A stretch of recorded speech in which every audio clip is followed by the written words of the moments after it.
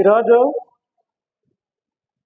కుల అసమానతల నిర్మూలన పోరాట సమితి రాష్ట్ర 2వ మహాసభ మహబూబ్ నగర్ పట్టణం నందు తెలంగాణ శివరస్తా Indian Red Cross Society hall నందు జరుపుకోవడం జరుగుతుంది. ఈ సమావేశానికి రాష్ట్ర ప్రధాన కార్యదర్శి జె చక్రవర్తి గారిని వేదికపైకి ఆహ్వానిస్తున్నాను. అదేవిధంగా ఈ సమావేశానికి ప్రారంభకులు గన్నార సరోజన గారు, రాష్ట్ర అధ్యక్షురాలు సావిత్రిబాయి పూలే మహిళా సంఘం గారిని వేదికపైకి ఆహ్వానిస్తున్నారు. ఇప్పటికీ 6 సంవత్సరాలు గడుస్తుంది. ఈ సంఘం ముఖ్య ఉద్దేశం ఏమిటంటే కుల అసమానతల నిర్మూలన పోరాట సమితి. అసమానతలు ఎందుకున్నాయి? అందరం మనుషులమే ఉన్నాము. అన్ని పక్షులు అన్ని చెట్లు జీవరాశి ప్రతి ఉన్నది. దాంట్లో లేనప్పుడు మనకే ఎందుకు ఉండాలి అసమానత? మనం జ్ఞానవంతులం, తెలివి ఉన్న వాళ్ళం, మన పని మనం చేసుకునే వాళ్ళం, ఆలోచించే వాళ్ళము, తోటి వ్యక్తులను ప్రేమించే వాళ్ళము. అయినా అసమానత ఎందుకు మనలో? అంటే మన దేశంలో ఒక మనధర్మ శాస్త్రం ఉంది. అదే నిచ్చెన మెట్ల వ్యవస్థ. మెట్లు ఒక నిచ్చెనకు ఒక 11 ఉంటాయనుకో, అట్లా కులాలు కూడా ఎన్నో విభజించారు మన భారతదేశంలో. ఆ కులాలు విభజించడం వల్లనే మనలో అసమానతలు ఉన్నాయి. ఇది కింది కులము, అది పై కులము, ఇది మధ్య కులము, సవర్ణ కులము, అసవర్ణ కులము. సవర్ణ కులం అంటే బీదరికం ఉన్నప్పటికీ అందట్లో కలిసిపోతారు.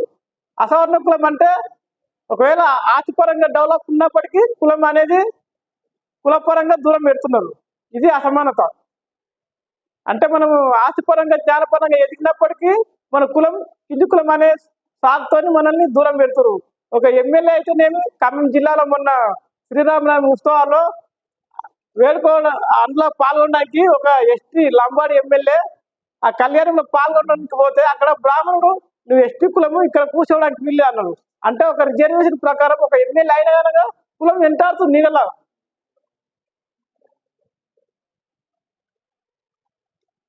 అంటే ఇప్పుడు ఇంకొక విషయం ఏంటంటే మన తెలంగాణలో అతిగా ఫేమస్గా ఉన్న చిలుకూరు బాలాజీ టెంపుల్.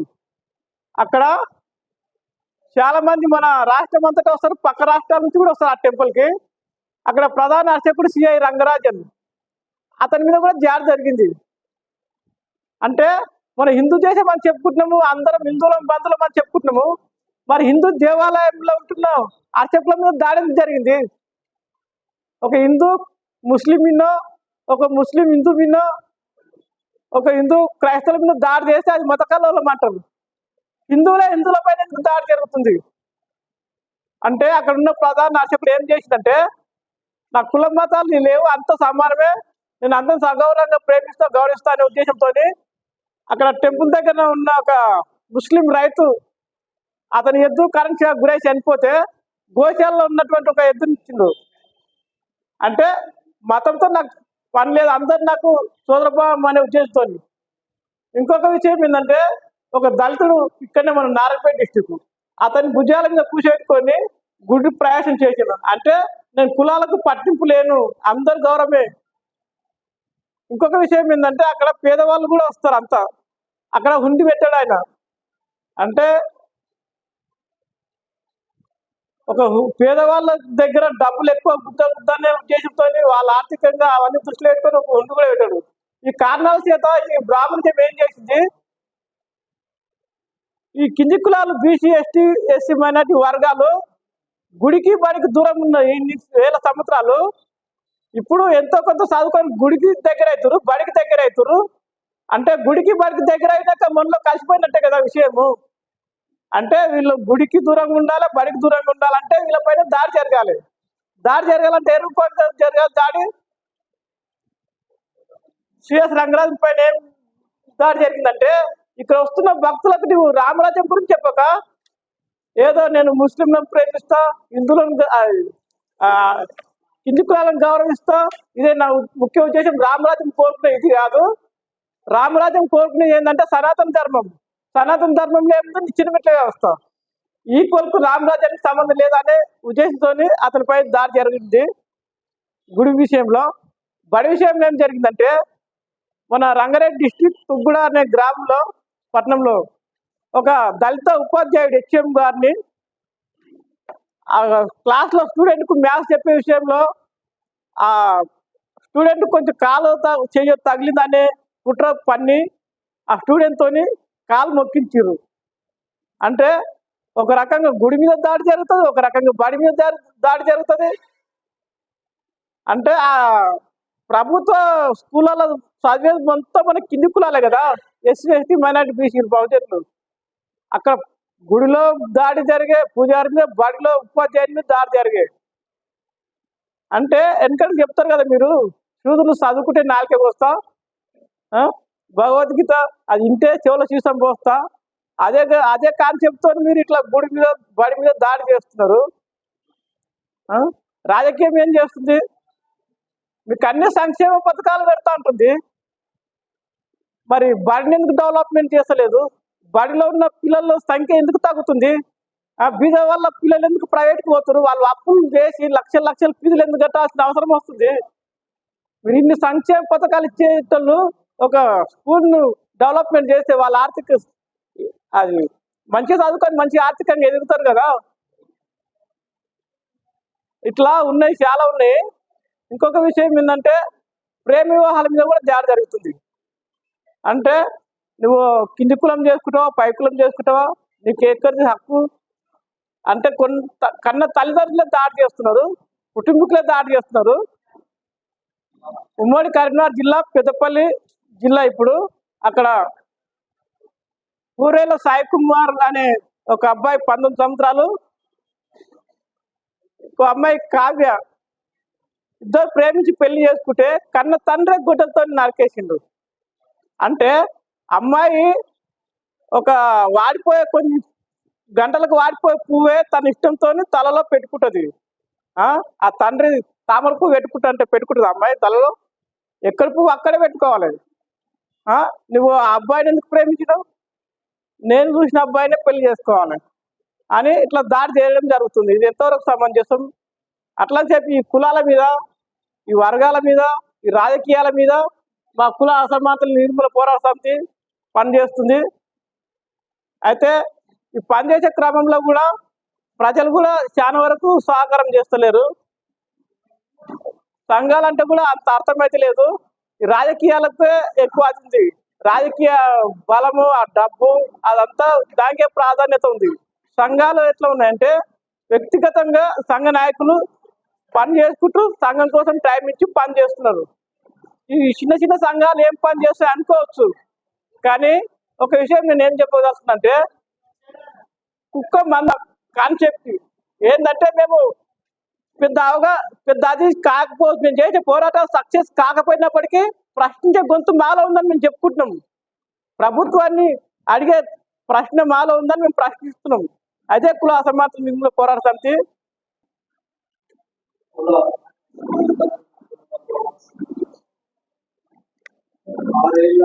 ఆచరణలో జరుగుతున్న తెలంగాణ రాష్ట్ర వచ్చినటువంటి వివిధ గ్రామాల నుంచి వచ్చినటువంటి ప్రజలు, వివిధ సంస్థల నుంచి వచ్చినటువంటి నాయకులు అందరికీ కూడా, ప్రొఫెసర్లకు కూడా అందరికీ ధన్యవాదాలు తెలియజేస్తూ, ఈ 6 ఏళ్ల ఆచరణలో కుల అసమానత,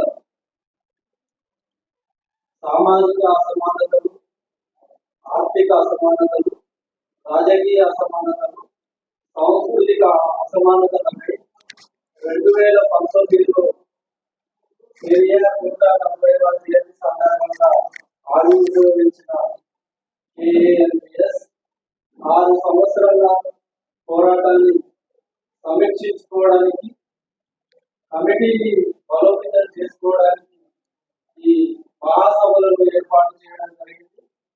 ఈ మహాసభల కోసం మేము గత 20-25 రోజులుగా అనేక కార్యక్రమాలు, ప్రచారం కానీ ఇలాంటివన్నీ చేయడం జరిగింది.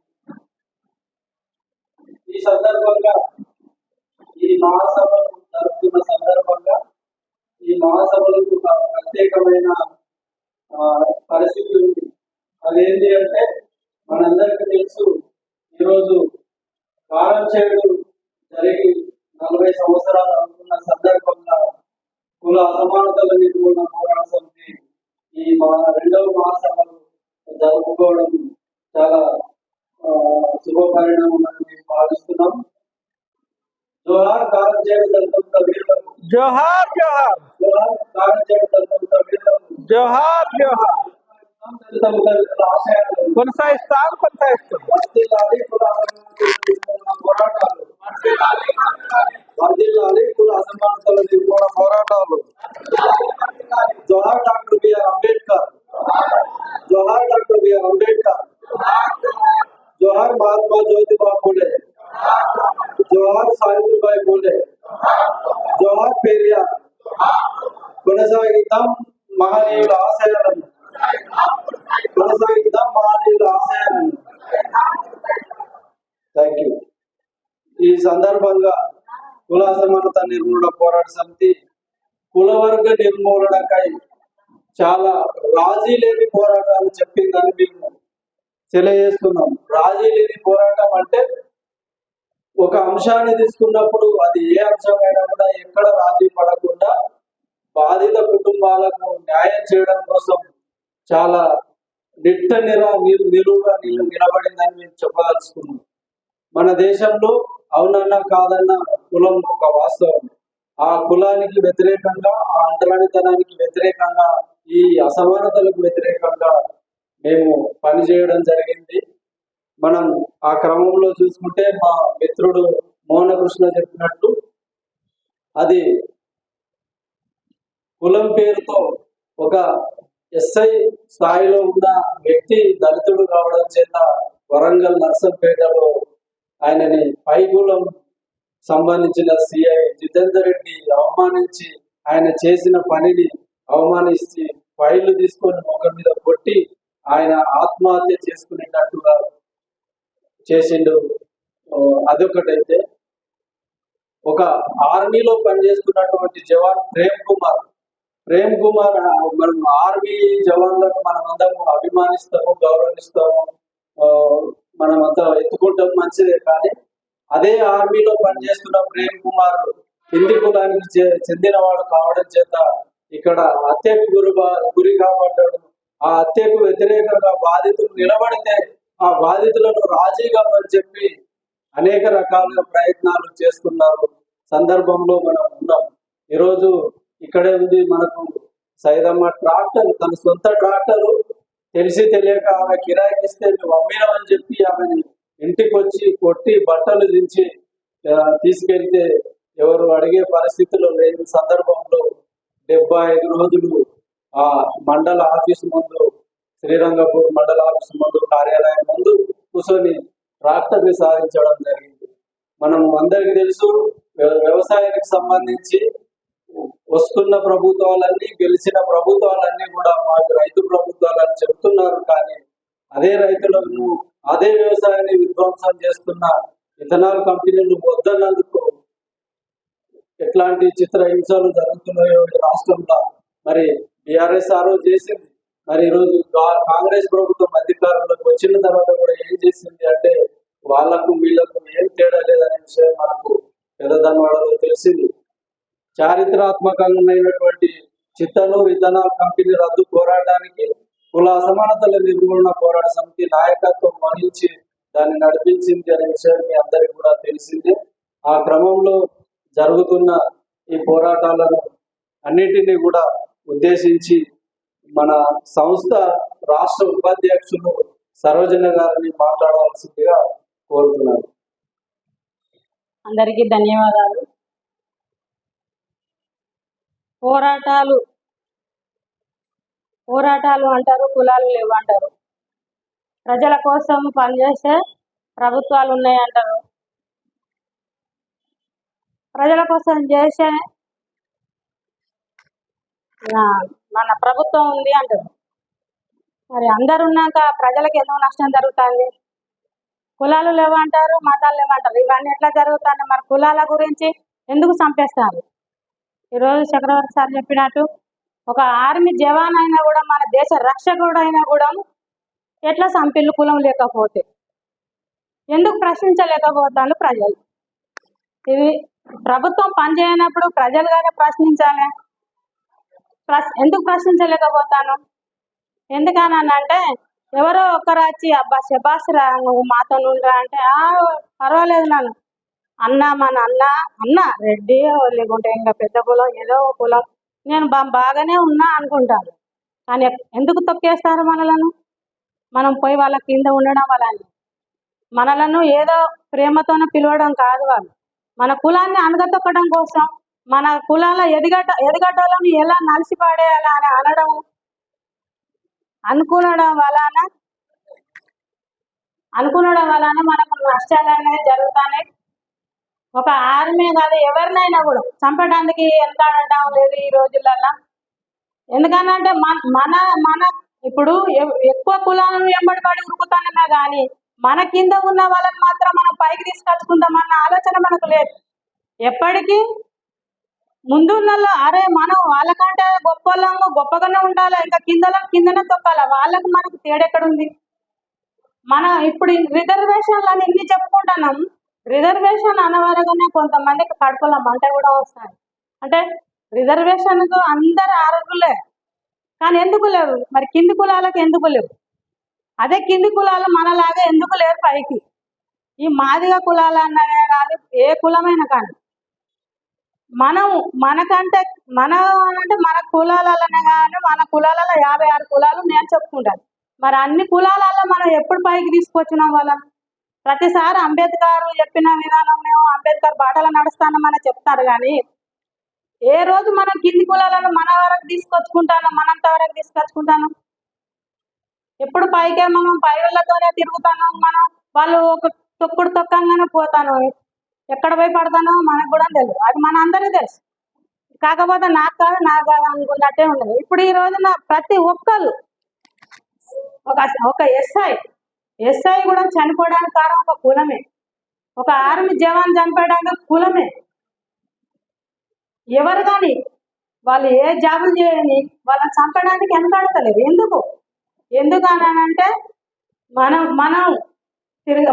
ఏంది అనంటే ప్రశ్నించకపోవడం.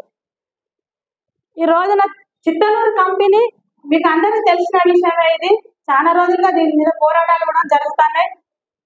చిత్తనూరు కంపెనీ అది ప్రజల కోసం, ప్రజలు బాగుపడతారు అని వాళ్ళని నమ్మించి పెట్టిన చిత్తనూరు కంపెనీ వాళ్ళకు పొలాలు కానీ లేదంటే నీరు కానీ గాలి కానీ మొత్తం ఇసంగా మారి మేము చచ్చిపోతున్నామని కూడా వాళ్ళు పిల్లలకు వాటర్తో బొగ్గలు వచ్చి కూడా చేపలు చనిపోయి కూడా ఇంత పెట్టినప్పుడు ఫేస్బుక్లలో పెట్టిళ్ళు, మన అది పేపర్లలో పడ్డాయి అన్ని. అది నిజమని అందరికీ తెలుసు, కానీ దాని మీద న్యాయం ఎందుకు జరగలే? ఎందుకు ప్రశ్నించలేదు అందరూ? ఈ రోజున ఎందుకు ప్రశ్నించలేకపోతారు? అది తప్పు కాదు కదా, రైట్ కదా అది. అంటే ఈ రోజున ప్రజలకు మంచి చేస్తానన్న ప్రభుత్వం ఎడిపోయింది, మంచి చేస్తానన్న మన ప్రజా సంఘాలు ఎడిపోయింది. ఇది నిజమే కదా. ఈ రోజున చనిపోతాయి వాళ్ళకు భూములు అన్ని రైతు ఎన్నుముక్క లాంటి వాడు మన దేశానికి అని చెప్పుకుంటాను బాగానే ఉంది. కానీ వాళ్ళని ఎక్కడ కాపాడుతాను? మరి వాళ్ళు ఉంటేనే కదా మనకు తిండి. మరి అంత కాల్షియంతో మొత్తం ఇష్టంగా మరి భూమి మొత్తం పోయిన తర్వాత ఏం తింటాం మనం? ఇప్పుడు ఈ చిత్తనూరు చూసుకోండి, మీరు చూడండి. అక్కడ చేసింది న్యాయం కోసం పోరాడిన వాళ్ళను అరెస్ట్ చేసి కొట్టి జైల్లో పెట్టిండ్రు. అప్పుడు ఏం చేయాలి? అందరూ ప్రజలంతా ఏం చేయాలి? ఇది కరెక్ట్ కాదా అని ప్రజలందరూ చెప్పాల్సిన విషయం ఇది. ప్రజలు కానీ ప్రజా సంఘాలు కానీ ఆ రోజు ఎందుకు లేకపోయారు? ఇదే విషయం తీసుకుంటే ఆయన పేరు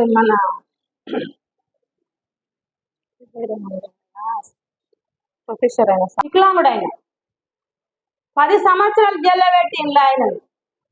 ఆయన బయటకు వచ్చిన తర్వాత చనిపోయింది. అంటే 10 సంవత్సరాలు జైల్లో పెట్టి నువ్వు నేరస్తుని కాదు, నీ మీద ఎటువంటి నేరం లేదని విడుదల చేసిండు ఆయన. అప్పుడు ఆయన నేరం చేయనప్పుడు ఎందుకు ఆయనను అరెస్ట్ చేసిర్రు? ఎందుకు ప్రశ్నించలేదు అందరూ? ప్రజలు ఎందుకు ప్రశ్నించలేదు? ప్రజల కోసం పనిచేసే వాళ్ళను ఎందుకు మీరే కాపాడుకోకపోతే, ఎవరో ఒకరు ప్రశ్నిస్తే మీరు కాపాడకపోతే ఎవరు కాపాడాలి? ప్రభుత్వం ఉన్న దొంగల వాళ్ళు కలిసే కదా చేసేది. మరి మీరు ఎందుకు ప్రశ్నించలేకపోతారు? మరి ఈ రోజున మీ ఒక్కల కోసం అంబేద్కర్ అప్పుడు ఉండి ఆయన చేసిండు. ఇప్పుడు ఎవరిని ప్రశ్నిస్తే వాళ్ళని ఏదన్నా ఒకటి చేసి చంపేస్తారు, లేదంటే ఏదన్నా ఒకటి చేస్తారు, దాడి చేస్తారు, జైల్లో పెడతారు. ప్రజలు ఎందుకు ప్రశ్నించలేకపోతారు? మరి ఈ రోజున మీరు ఈ రోజున ఇట్లున్నారు, ఇంకా కొద్ది రోజుల తర్వాత ఎవరైనా కూడా దానితో చనిపోవాల్సిన పరిస్థితి వస్తుంది మనం. దాన్ని ఎందుకు మనం ప్రశ్నించలేకపోతాను?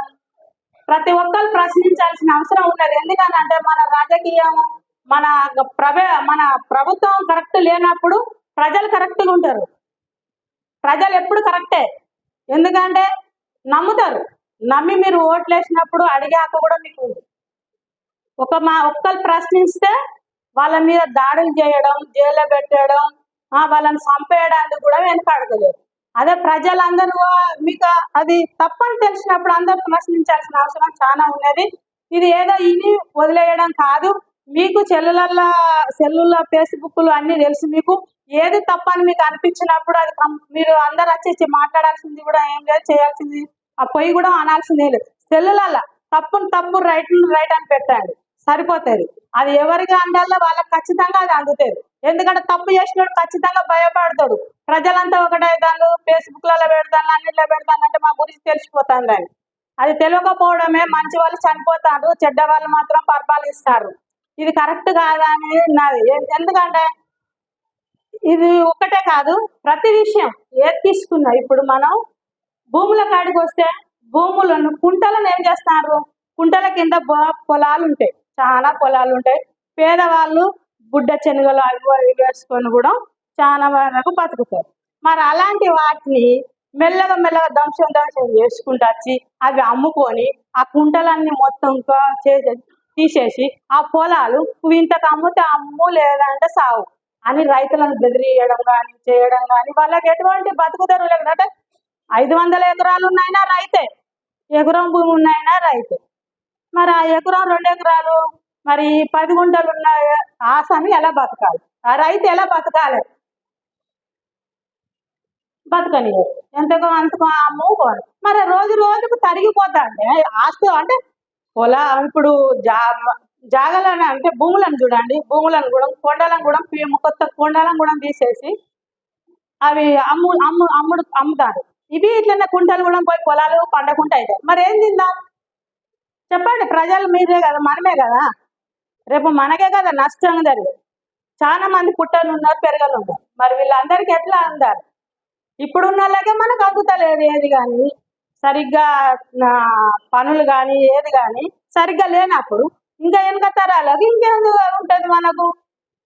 మరి మనం ఎందుకు ఆలోచించలేకపోతున్నాం? ఇది మొత్తం కుంటలు తీసేస్తా అంటే మరి ఎందుకు తీసేస్తాను, మీరు తీయద్దు అని ఎందుకు ప్రశ్నించలేకపోతారు మీరు? కుంటల పొలాలు కానీ ఆ రైతులు రైతులకు మస్తు రక్షణ కల్పిస్తాను. ఎవరు కల్పిస్తాను? 5 ఎకరాలు 500 ఎకరాలు ఉన్న వాళ్ళక, 200 ఎకరాలు ఉన్న వాళ్ళక, ఎకరం ఉన్న వాళ్ళక, 10 గుంటలు ఉన్న మరి వాళ్ళ పరిస్థితి ఏంది? రైతు బంధాన్ని వేస్తావు, ఎవరికి వేస్తావు? ఎకరాలు చాలా ఉన్న వాళ్ళకి వేస్తావు. మరి మిగతా ఉన్న వాళ్ళకి పోవాలి. వాళ్ళంతా వాళ్ళకి ఇటు నీళ్ళు ఉండనియారు, నీళ్ళు నమ్ముకుంటారు, నీళ్ళు ఉండనియారు, ఇటు పొలాలు ఉండేవి వాళ్ళకు. మరి ఎట్లా బతకాలి? అది కూడా అంశం పట్టిపోతారు. ఎందుకంటే ప్రజలు ప్రశ్నించాల్సిన అవసరం ఉన్నది. ప్రశ్నించేటప్పుడు ప్రశ్నించలేరు. అది మనకు. ఎందుకంటే ఇప్పుడున్న ప్రభుత్వానికి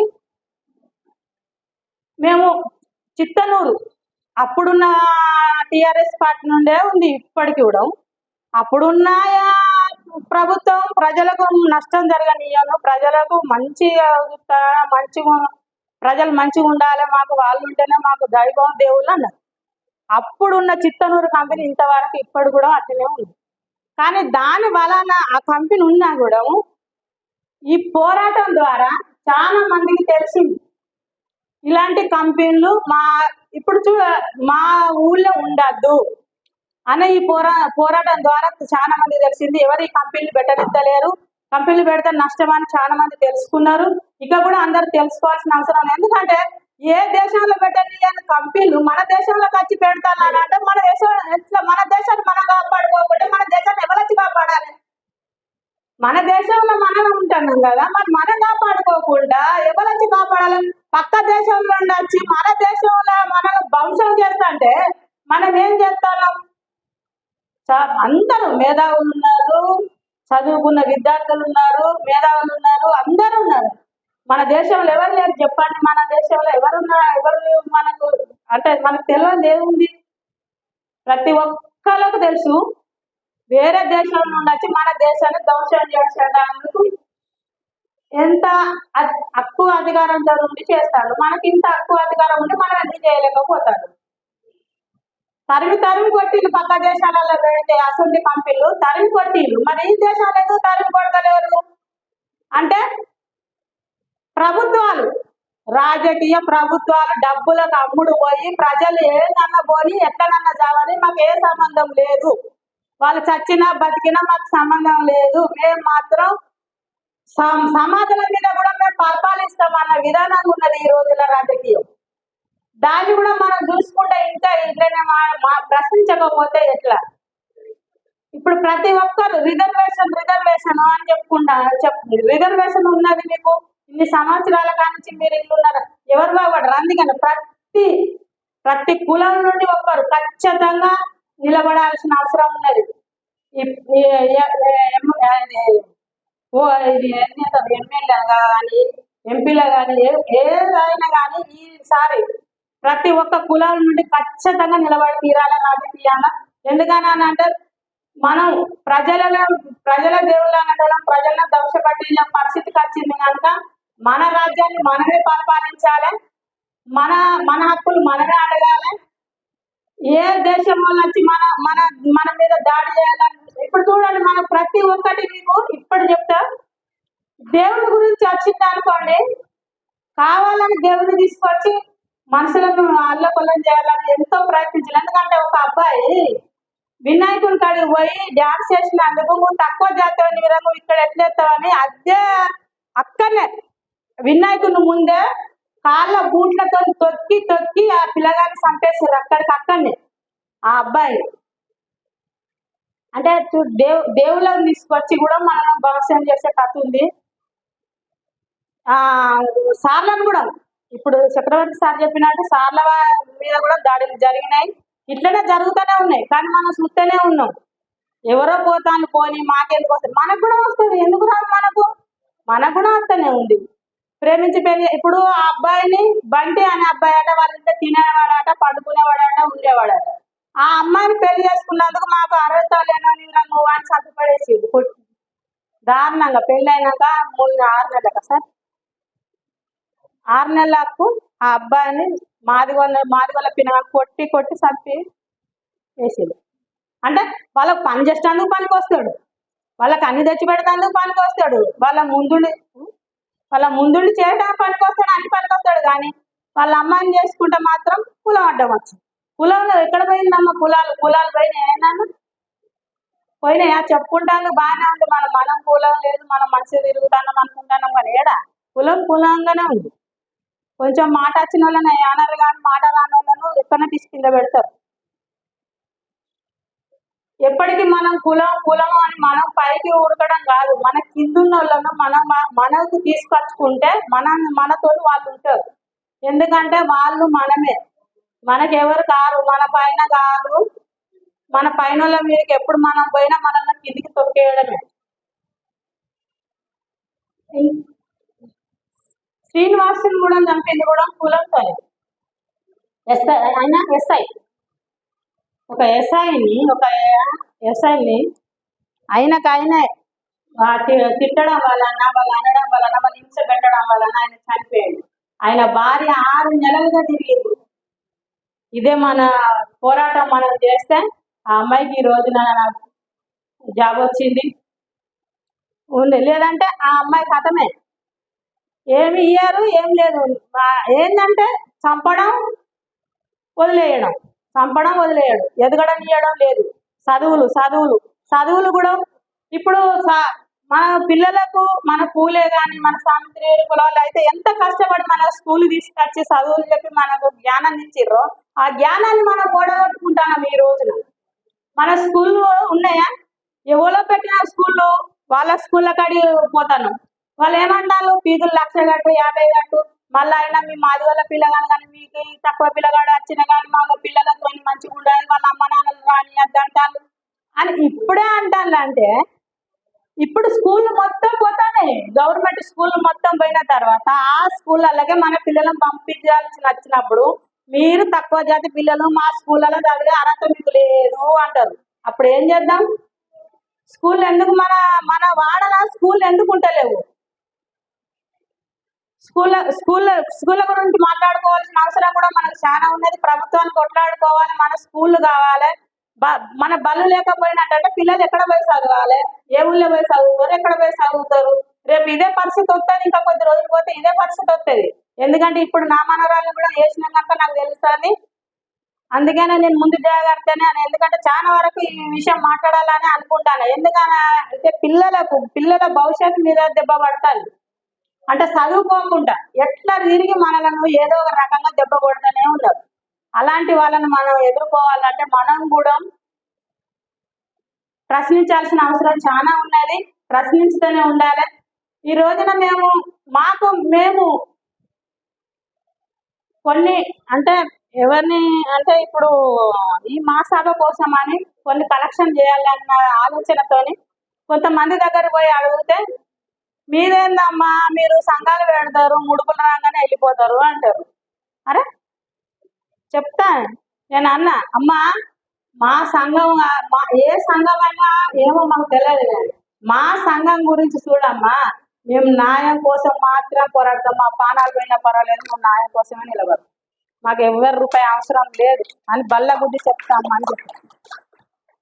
అంటే అవునా అట్లానా ఇట్లానా అని అంటే ఇంకా కొంతమంది దగ్గర పోతే వాళ్ళు అంటారు కదా, అమ్మ మాకు కొన్ని సమస్యలు ఉంటాయి, మీకు డబ్బులు ఇస్తాం, పని చేస్తాం. చేయం, అస్సలు చేయం. నువ్వు ఉన్నోనివైనా లేనోనివైనా అందరు సమానంగానే చేస్తాం న్యాయం. నీకు నష్టం జరుగుతుంది చెప్పు, న్యాయం కోసం పోరాడు. వాళ్ళు లేనోళ్ళు కానీ ఉన్నోళ్ళు కానీ ఎవరన్నది మాకు సంబంధం లేదు, న్యాయం జరగాలి అంతే అనే. ఇక కొంతమంది అయితే ఇక ఒక ఆయన అయితే అంటాడు, అమ్మ మేము గౌన్లలో కదా గౌన్లలో అబ్బాయి మాకు ఎక్కడున్నాయి అమ్మ రిజర్వేషన్ అంటారు. నువ్వు ఎప్పుడొచ్చి కొట్లాడినా కానీ నువ్వు వాళ్ళని కాబట్టి నేను ఎక్కువ నన్ను తిరుగుతాయి, నీకు రిజర్వేషన్ ఎందుకు తీసుకొచ్చి ఇవ్వాలి? మరి నువ్వు కొట్లాడాలి కదా, నీ రిజర్వేషన్ నీకు నాకు కావాలా, నా హక్కులు నాకు కావాలని ఎందుకు కొట్లాడతలేవు? నీ వరకు నువ్వే అనుకొని పోతే దానికి మేము కొట్లాడుతుంటే మరి మీరేం చెప్తాను అని నేను అడిగితే తప్పు లేదు. లేదంటే వీళ్ళ దగ్గర పోయి అడగండి, పోలీసుల దగ్గర పోయి అడగండి, ప్రభుత్వాల దగ్గర పోయి అడగండి. మాకు అవసరం లేదు కట్టాలి. మాకు మరి 4 రోజులకు ఒకసారి తిన్నా పర్వాలేదు, ప్రజలకు న్యాయం జరగాలన్నది మా పాలసీ. న్యాయం కోసం ఎంతవరకైనా పోరాడతాం, మా పానాలు పోయినా పర్వాలేదు అని ఈ సంఘాల నిర్మాణం చేసుకొని వచ్చినాం. మేము డబ్బులు తీసుకునే పని చేసే సంఘాలు అన్ని ఉన్నాయి, వాళ్ళ పేర్లతో సహా. కానీ ఇప్పుడు నేను చెప్పలేను, చెప్పినా కూడా అది మంచిది కాదు. ప్రజా సంఘాలను పెట్టుకొని ప్రజలకు మాత్రం పని చేయండి, ఇలాంటి పనులు చేయొద్దని నేనైతే మనస్ఫూర్తిగా కోరుకుంటాను. ప్రతి ఒక్కరు ఇప్పటికైనా కూడా మారాల్సిన అవసరం ఉంది. ఎందుకంటే పేరు ప్రజలను పెట్టుకున్నారు, ప్రజలే మిమ్మల్ని చీకొడతా అంటే కూడా అది కరెక్ట్ కాదు. వాళ్ళకు నమ్మకం పోయింది, వాళ్ళు కూడా నమ్మకం తేవాలని అంటే మనం ప్రజలలో పని కరెక్ట్ గా చేయాలి. ఇక నుండి అయినా కూడా చేయండి, చేయమని మనస్ఫూర్తి కోరుకుంటూ మీ అందరికీ ధన్యవాదాలు. ఈ సంస్థ న్యాయం కోసం మాత్రమే అది మా శక్తి మేరకు మేము పనిచేయగలుగుతాం. ఎందుకంటే మేము చాలా పరిమితంగానే ఉన్నాము.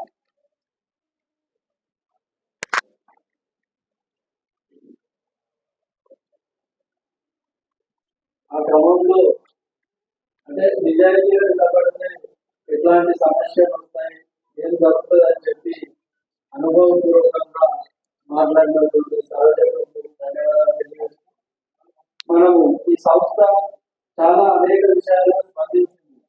మనము సూచనగా చెప్పుకోవాలంటే రాజ్యాంగ వ్యతిరేక ఈడబ్ల్యూఎస్ రిజర్వేషన్లను వద్దని చెప్పి మాట్లాడింది. ఎందుకంటే రిజర్వేషన్లు అనేవి సామాజిక వివక్షత అనుభవించిన వాళ్ళ వర్గాలకే దక్కాలి అని చెప్పి రాజ్యాంగంలో ఉంది. కనుక అట్లాంటి వివక్షత ఉన్న వారికి రిజర్వేషన్లు పొందే హక్కు ఉంది. కానీ అవి ఎవరికి పడితే వాళ్ళకి ఇవ్వడానికి సంక్షేమ పథకాలు కావు. పేద అగ్ర కులాల్లో ముస్లింలో ఒకవేళ పేదలు ఉంటే మీరు వాళ్ళకి ఎన్నైనా సంక్షేమ పథకాలు ఇవ్వండి, మాకు అభ్యంతరం లేదు. కానీ మేము కొట్లాడి తెచ్చుకున్నటువంటి రాజ్యాంగ బలాలను మాకే చెందాలని చెప్పి మనం మాట్లాడడం జరిగింది. కానీ వాళ్ళ ద్వారా చట్టాలు దాటి ఉండడం చేత ఈ రాష్ట్రంలో కానీ దేశంలో ఈడబ్ల్యూఎస్ రిజర్వేషన్లను తీసుకొచ్చి బీసీలకు ప్రధానంగా అన్యాయం చేస్తున్న విషయం మనందరికీ తెలుసు. ఈ దేశం 75 సంవత్సరాల స్వతంత్రంలో చెట్టుకు, పిట్టకు, పిల్లికి, కుక్కకు లెక్క ఉంది. కానీ బీసీలకు 80%, 60%, 100కు పైగా కులాలు ఉన్నటువంటి బీసీలకు లెక్కలు తీయమని చెప్పి ఈ సంస్థ మాట్లాడడం జరిగింది. అదేవిధంగా ఈ కాలుష్య కారక ఇథనాల్ కంపెనీ వద్దని చెప్పి, వ్యవసాయాన్ని వద్దని చెప్పి మాట్లాడడం జరిగింది. అంతేకాకుండా ఇందాకనే చెప్పారు కదా, మరి ఈ బీజేపీ ఆ మతతత్వ సంస్థలు అందరూ మాట్లాడుతున్నట్టు మరి ఈ దేశంలో ఒకటే దేవుడు, రాముడు మాత్రమే దేవుడు అనేటట్టుగా మాట్లాడి మిగతా వాళ్ళకు, అంటే ఒక పూజారిని చిలుకూరులో ఉన్నటువంటి పూజారి నీవు రామరాజ్యం కోసము ఇక్కడ వచ్చిన భక్తులకు చెప్పాలి అని చెప్పి ఒత్తిడి చేసి ఆయన వినకపోతే ఆయన పైన దాడి చేయడం అని చెప్పి దాడి చేస్తే మేము వెళ్ళి వివరాలు తెలుసుకొని బహిరంగంగా ఆ విషయాన్ని ఖండించడం జరిగింది. అంటే ఈ కులము మతము ఎట్లా ఉంటాయంటే, మనం ఇక్కడే మహబూబ్నగర్ జిల్లా బయట ఇక్కడ అన్న ఉన్నాడు టీచర్, ప్రభుత్వ టీచర్, ఒక పిల్లగాని గోరుగొలి పైన పెట్టుకున్నాడు. ఆ ఊరిలో అద్దరుకులు రెడ్డి 2 రెడ్డి శబ్దాలు డబ్బులు ఉంటాయి జాగ్రత్త అని చెప్పి మరొకటి అక్కడ దగ్గర సీజన్ చేసిన బయట పెట్టుకున్నాడు. వీళ్ళకు వేరే డబ్బులు 5 రూపాయలు లాంటి ఇల్లు కట్టుకునేటప్పుడు తీసుకుందాం అనుకుంటాడు. ఆ సీత లాస్ట్ వచ్చినాక బయటలు నువ్వు నా బడిలో టీచర్ దొంగతనం చేసినావని చెప్పి చిత్రహింసలు పెట్టి మానసికంగా ఇబ్బంది పెట్టి ఆ అబ్బాయి చేసుకుని చచ్చిపోయింది. ఇదేంటి అన్యాయం అని చెప్పి మన అంబేద్కర్ సంఘం అందరినీ ఊరు కాబట్టి మాట్లాడితే ఆయన గురించి ఉంటే చేసుకుని ఇదేంటని చెప్పి మేము పోయి మాట్లాడితే ఎవరు సహకరించాలి?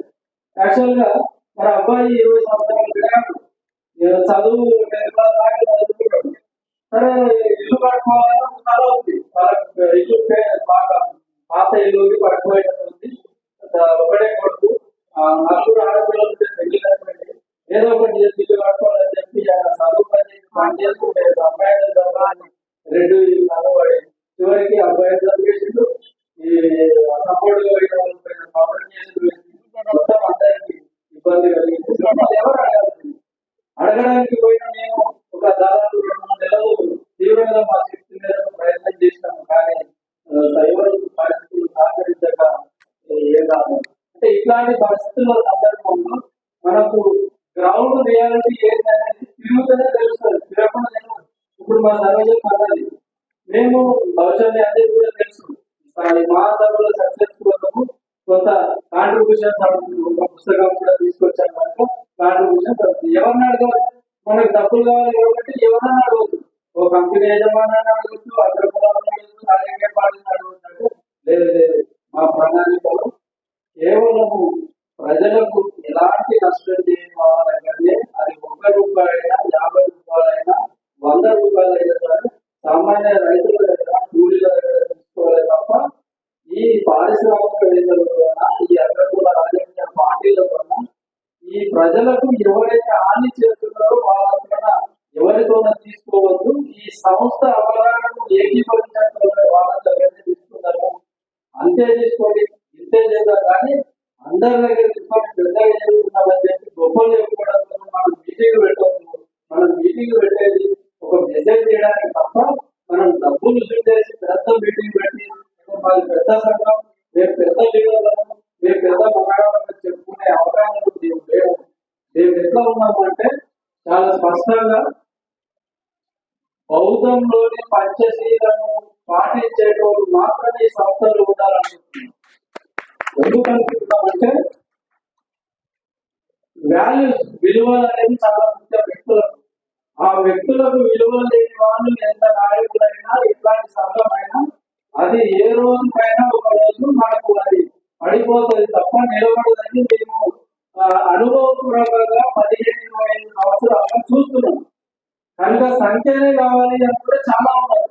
మాకు సంఖ్య కాదు క్వాలిటీ ముఖ్యం, క్వాంటిటీ కాదు క్వాలిటీ ముఖ్యం అని చెప్పి బుద్ధుని పంచశీల అంటే మద్యం తాగవద్దు, అబద్ధాలు చెప్పవద్దు, వ్యభిచారం చేయొద్దు, ఇట్లాంటివన్నీ 5 పంచశీలను పాటించడం వాళ్ళకే సంఘంలో సభ్యత్వం ఇస్తాము. మిగతా వాళ్ళకు వాళ్ళు ఎవరైనా సరే దాంట్లో పాటించకపోతే వాళ్ళను తీసేస్తాము, మేము పనిచేయాలని మేము ఈ స్పష్టమైన అవగాహన మా ప్రణాళికలను పెట్టుకున్నాము. కనుక ఈ నిబద్ధతతో మేము పనిచేస్తున్నాము కనుకనే మాకు ప్రజలు సహకరిస్తున్నారు. అంతే మా శక్తి మేరకు మేము ప్రణాళికలను రచించుకొని పనిచేస్తున్న సందర్భంలో ఈ మహాసభలు జరుగుతున్నాయి. ఈ మహాసభలను ఉద్దేశించి మన నారాయణపేట జిల్లా కమిషనర్ ఎస్ లక్ష్మయ్య గారిని ఒక 2 నిమిషాలు మాట్లాడాల్సిందిగా వేదిక మీద ఉన్న పెద్దలు, సభాధ్యక్షులు, రెండవ మహాసభలకు వచ్చినటువంటి వివిధ గ్రామ ప్రజలు, కుల సమానత నిర్మూలన పోరాట సమితి నాయకులు అందరికీ కూడా నారాయణపేట జిల్లా నుండి ఉద్యమాభివందనాలు తెలియజేస్తూ, ప్రపంచంలోనే మన భారతదేశం భిన్నంగా ఉంది. కుల వ్యవస్థతో కూడుకున్నటువంటి ఈ భారతదేశం ఎందరో మహానీయులు ఈ కుల వ్యవస్థను కుక్కటి వేళ్లతో పికిలియాలని, అట్లా చార్వాకులు, లోకాయుతులు, బుద్ధుడు, మహాత్మా జ్యోతిరావు ఫులే, పెరియార్, బాబాసాహెబ్ అంబేద్కర్ ఆ ప్రయాణంలో కుల సమానత నిర్మూలన పోరాట సమితి కూడా అడుగులు వేసుకుంటూ ఇప్పుడు మా చక్రవర్తి చెప్పినట్లు నిస్వార్థంగా ఈ సంఘంలో ఎంతోమంది మా సంఘం చూడటానికి చిన్నగానే ఉంటుంది. అట్లా ఈ సభలకు వచ్చినటువంటి మిత్రులు ఇంకా ఎవరైనా స్వచ్ఛందంగా ఇట్లా కొంచెం మన బుద్ధుడు నియమాలు పెట్టినటువంటి పంచశీలని పాటిస్తూ మనమంతా ఇక్కడ మనకి భారతదేశంలో మనకి బ్రిటిష్ పరిపాలన ఉన్నప్పుడు కొన్ని హక్కులు వచ్చినవి, ఆ హక్కులు వచ్చినటువంటి సమయంలో మనకి హక్కులు ఎట్లయితే ఉండవో మన బాధ్యతలు కూడా ఏముండవని కొంచెమన్నా మనము పని చేసుకుంటానే మన సొంత కుటుంబాన్ని చూసుకుంటూ కొంత సమయాన్ని కూడా సొసైటీకి ఇవ్వాలని, ఎవరైనా ఇక్కడ ఉన్నవాళ్ళు కూడా మనము నెలంతా పనిచేసి ఒక్కరోజన్నా కొంచెం వ్యవస్థ మారాలి. ఇంత రాజకీయాలు దుర్మార్గంగా ఉంటే మన భవిష్యత్ తరాలు ఏమవుతుంది? ఇప్పుడు అక్క చెప్పింది, మనం ఎవరొచ్చి పోరాటం చేస్తారు? మన ఇల్లు చెడిపోతుంటే మన ఇల్లంతా దుమ్ము పడితే మనమే కదా శుభ్రం చేసుకునేది. అట్లా మనం కూడా వ్యవస్థ కోసం, మన భవిష్యత్ తరాల కోసం కొంచెమన్నా మనమే సిద్ధపడి మన హక్కులు ఎట్లయితే ఉంటావో మన బాధ్యత కూడా గుర్తెరిగి మనమంతా కొంచెం టైం ఇచ్చి ఈ వ్యవస్థ మార్పు కోసం, రాజకీయాలు అంటే డబ్బు ఉండాలి, విచ్చలవిడిగా వెదజల్లాలి. మళ్ళా డబ్బు లేని వాళ్ళు ఎంతో మేధస్సు ఉండి ఈరోజు విద్యార్థులు రోడ్ల మీద తిరుగుతున్నారు. వాళ్ళు కూడా రాజకీయాలు చేయాలి. ఎందుకు వాళ్ళకి గుర్తపట్టుకున్నారా? మొత్తము ఒక ఎమ్మెల్యే ఉంటాడు, నేను 20 సంవత్సరాలున్న సిటీలో హైదరాబాద్లో, ఆయనకి ఏం చదువు కూడా కాదు, ఇప్పటికీ ఒక 4 సార్లు ఎమ్మెల్యేగా ఉన్నాడు. అంటే వ్యవస్థని ఈ మొత్తము తమ కొన్ని తరాల వరకు పోగేసుకుంటున్నారు. ఎందుకు ఇట్లా ఉండదు? కొంచెమన్నా మనము చదువుకొని మేధస్సు ఉండి మన తల్లిదండ్రి ఎంతో కాయకష్టం చేసి ఈరోజు చదివిపిస్తే చదువులకు కూడా ఉద్యోగాలు దొరకట్లేదు. కనుక మనము మన పని చేసుకుంటేనే అట్లా రాజకీయాలకు కానీ ఇట్లా స్వచ్ఛందంగా కొంచెమన్నా టైం ఇచ్చి ఎంతమంది నిలువున విద్యార్థులు ఈరోజు కులం నుంచి మతం నుంచి వాళ్ళ భవిష్యత్తు ఎంతో ఇదైపోతుంది. అట్లా కాకుండా మనమంతా కొంచెమన్నా ఈ వ్యవస్థ కోసం పాటుపడి కొంత అట్లా మహిళలు కూడా ఈ కుల వ్యవస్థలో ఉన్నందుకు మొత్తము పురుషాధిపత్యము వెళ్ళ ఉండరాదు. ఎందుకు ఉండాలి? ఒక సాటి మనిషిని గౌరవించాలి. మనమంతా మనసులో మన సొయ్యి లేకుండా ఒక పక్షులు కానీ ఒక జంతువులు కానీ ఉంటే స్వేచ్ఛగా ఉంటుంది. మళ్ళీ ఆ స్వేచ్ఛ మనిషికి ఎందుకు లేదు? మనమంతా మనుషులం కాదా? ఎన్ని ఏళ్ళు మన తరతరాలుగా అంటరానితనము అనుభవిస్తే ఇప్పుడు రూపాలు మారినవి. ఎంతో కొంతన్నా ఇంకా మనం చదువుకొని ఇంత ఉండి నేనుండే ప్రాంతంలో మొత్తము అక్కడ అట్టడుగు కులాలే ఉంటాయి, కానీ అంత విద్యార్థులు ఉంటారు. ఏదైనా చెప్తే కూడా అయినటువంటి పరిస్థితి ఉండదు. సాయంత్రము ఎక్కడ వీధిలో కూర్చొని ఆయన వృధా మాట్లాడుతుంటారు. ఎందుకు వచ్చింది? మన తల్లిదండ్రులు చదివిపించి కాయకష్టం చేసి అరే మనం ఇట్లా ఉండొద్దు కదా అంటే కొంచెమన్నా మన బాబాసాహెబ్ అంబేద్కర్ ని ఆయన అడుగుజాడల్లో నడవాలి. మహాత్మా పూలే మనకెన్నో కొన్ని ఇట్లా 150 సంవత్సరాల కిందగా ఇంగ్లీష్ చదివి మనమంతా ఒక ఉద్యోగం కానీ ఎక్కడ పోయినా మనకి ఇప్పుడు ఇంగ్లీషే అవసరం ఉండదు. అమిత్ షా అంటాడు ఇంగ్లీష్ మనకు వద్దంటాడు. ఇంగ్లీష్ వస్తే మొత్తం మనమంతా సమాజము వస్తుంది.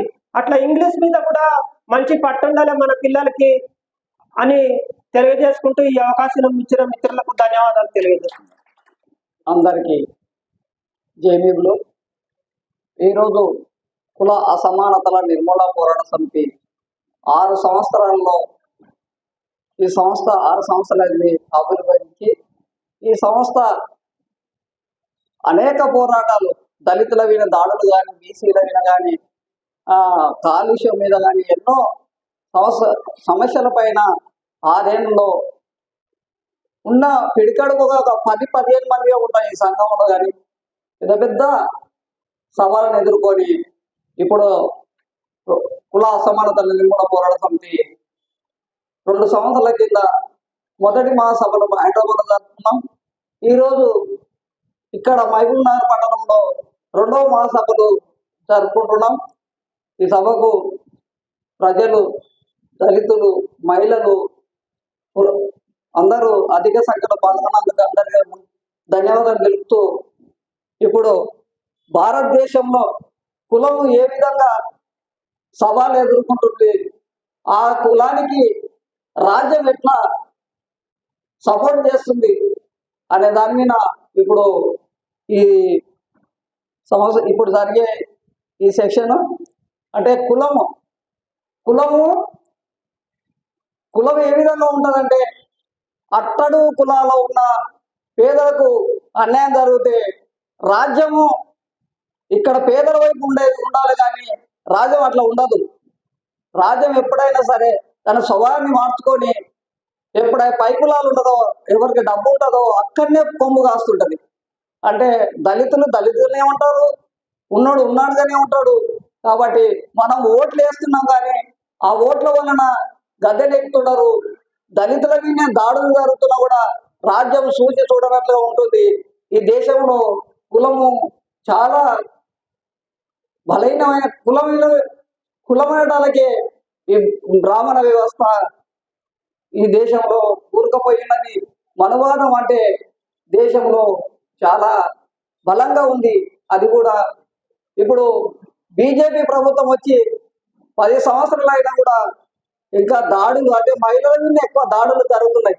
అయినా కూడా మహిళలు కూడా ఎక్కడ కూడా స్పందన లేదు. అంటే రాజ్యం ఎంత బలంగా ఉందో ఒకసారి మనం కూడా అర్థం చేసుకోవాలి. కాబట్టి వేదిక మీద కూర్చున్న ప్రొఫెసర్ పెద్దలకు అందరూ కూడా ఉద్యమవందనాలు. జేబీ మిత్రులారా, నేను కొంచెం కార్మిక అంటే కష్టజీవుల నుంచి నేను కూడా వచ్చాను మీ అందరితో పాటు. అయితే కార్మిక యూనియన్లు కూడా ప్రతి గ్రామాన్ని కూడా ఎక్కువగా ఈ రాజకీయాలు అంబేద్కర్, పులే, పెరియార్ రామస్వామి ఇలా మహానుభావులు ఎంతోమందిని ఆచారం తీసుకొని ఇక్కడ మనం ఒకటి చేసుకోవాలి. మనిషిని మార్చడం చాలా కష్టం అవుతుందండి. మోసం చేయటం తేలిక, ఆ మోసమే నేర్చుకున్నారు ఈ హైదరాబాద్ మనువాదులు అందరూ కూడా మోసమే చేశారు. దేశానికి కులాం పెట్టారు. కుక్కలు చింపినట్టు విస్తరాకులాగా ఈ మహామేధావులు అన్నట్టు ఇస్తరాకు చింపినట్టు చింపారు. మోసం చేశారు, దోచుకుంటున్నారు. అదే మన పెద్దలు చెప్తున్నారు, అన్నగారిపోయిన కులాలు ఆయన మాటే, నా మాట ఏమి కాదు, అంబేద్కర్ మాటే. ఈ మేధావులు అందరూ చదివి ఎవరైతే కష్టజీవులు ఉన్నారో, ఎవరైతే పీడిత కులాలు ఉన్నారో వీళ్ళందరూని ఉల్టా చేయమన్నాడు. రాజ్యాధికారం వీళ్ళకి రావాలి. ఈ రాజ్యాధికారం వీళ్ళకి వస్తేనే ఈ కింద స్థాయి గడ్డివేలులో ఉన్న వాళ్ళు ఈ కింద స్థాయి రాజాధికారం వస్తేనే వీళ్ళు ప్రజాస్వామ్య సూత్రంగా చక్కగా పరిపాలన చేసుకుంటారు. అందరికి కూడు దొరుకుతుంది, గుడ్డ దొరుకుతుంది, ఉద్యోగం దొరుకుతుంది, ఉపాధి దొరుకుతుంది, చదువు దొరుకుతుంది, మన వైద్యం దొరుకుతుంది. ఈ 8 బావులుగా అవసరాలు దొరుకుతలేదు. ప్రియమైన మిత్రులారా, మేము అదే ఉపన్యాసం చెప్తా ఉన్నాం. నేను ఓటుగాడు కాదు, ఏదో నేను పెద్ద ఉపన్యాసం కాదు.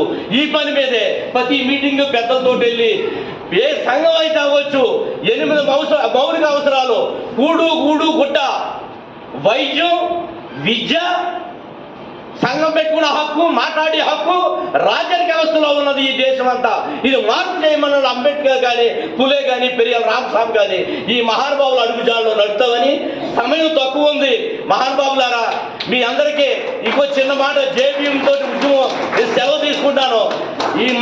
ఈ వేదిక అంతా మా లక్ష్మీ సారు మాతోటి ప్రజా సంఘాల్లో కష్టపడ్డాడు. పల్లెకి తిప్పాను ఆంధ్రప్రదేశ్లోని. పల్లెకి గ్రామానికి తిరిగాడు నాతోటి. ఏదో నాకు వచ్చే పాట ఆ గద్దరగత్త పాడితే ఆ టీవీలోని ఆ వాటిలోని ఓహో ఓహో అని అక్కడ పడటం ఓ చైతన్యవంతం చేసుకుంటూ మార్పు వస్తుంది.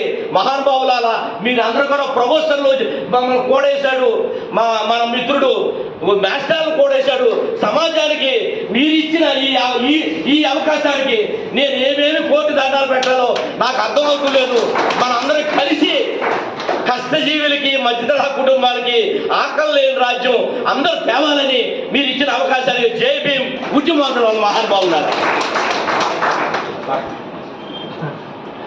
ఆగదు ఆగదు ఆగదు ఈ హక్కులు పోరు ఆగదు, అరే ఆగదు ఆగదు ఆగదు ఈ ఆకలి పోరు ఆగదు, అరే సీమల దండు గదిలినాయ్ తన పాముకు హదురు బట్టినది ఆగదు ఆగదు ఆగదు, అరే ఈ కులాల పోరు ఆగదు, అరే దేశం మాదే అంటున్నారు, అరే గెలుపు మీదే తమ్ములారా ఈ హక్కులు పోరు ఆగదు.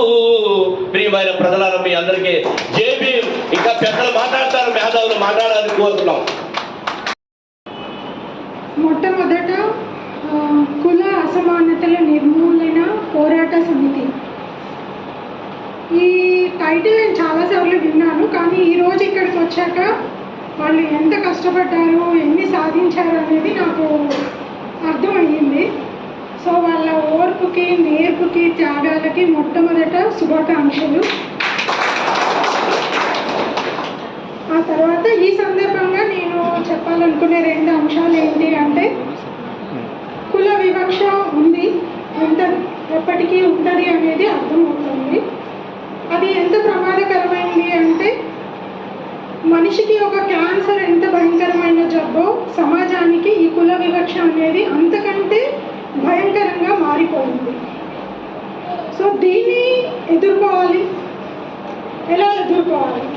మనిషికి ఎదుర్కోవాలి అంటే కావాల్సింది జ్ఞానము, తర్వాత డబ్బు, తర్వాత ఒక మనిషికి ఇంకొక మనిషి సపోర్ట్. అదే మనము పొలిటికల్ పవర్ అనొచ్చు, ఏ భాషలో ఎలా అనుకున్నా, ఈ 3 కావాలి.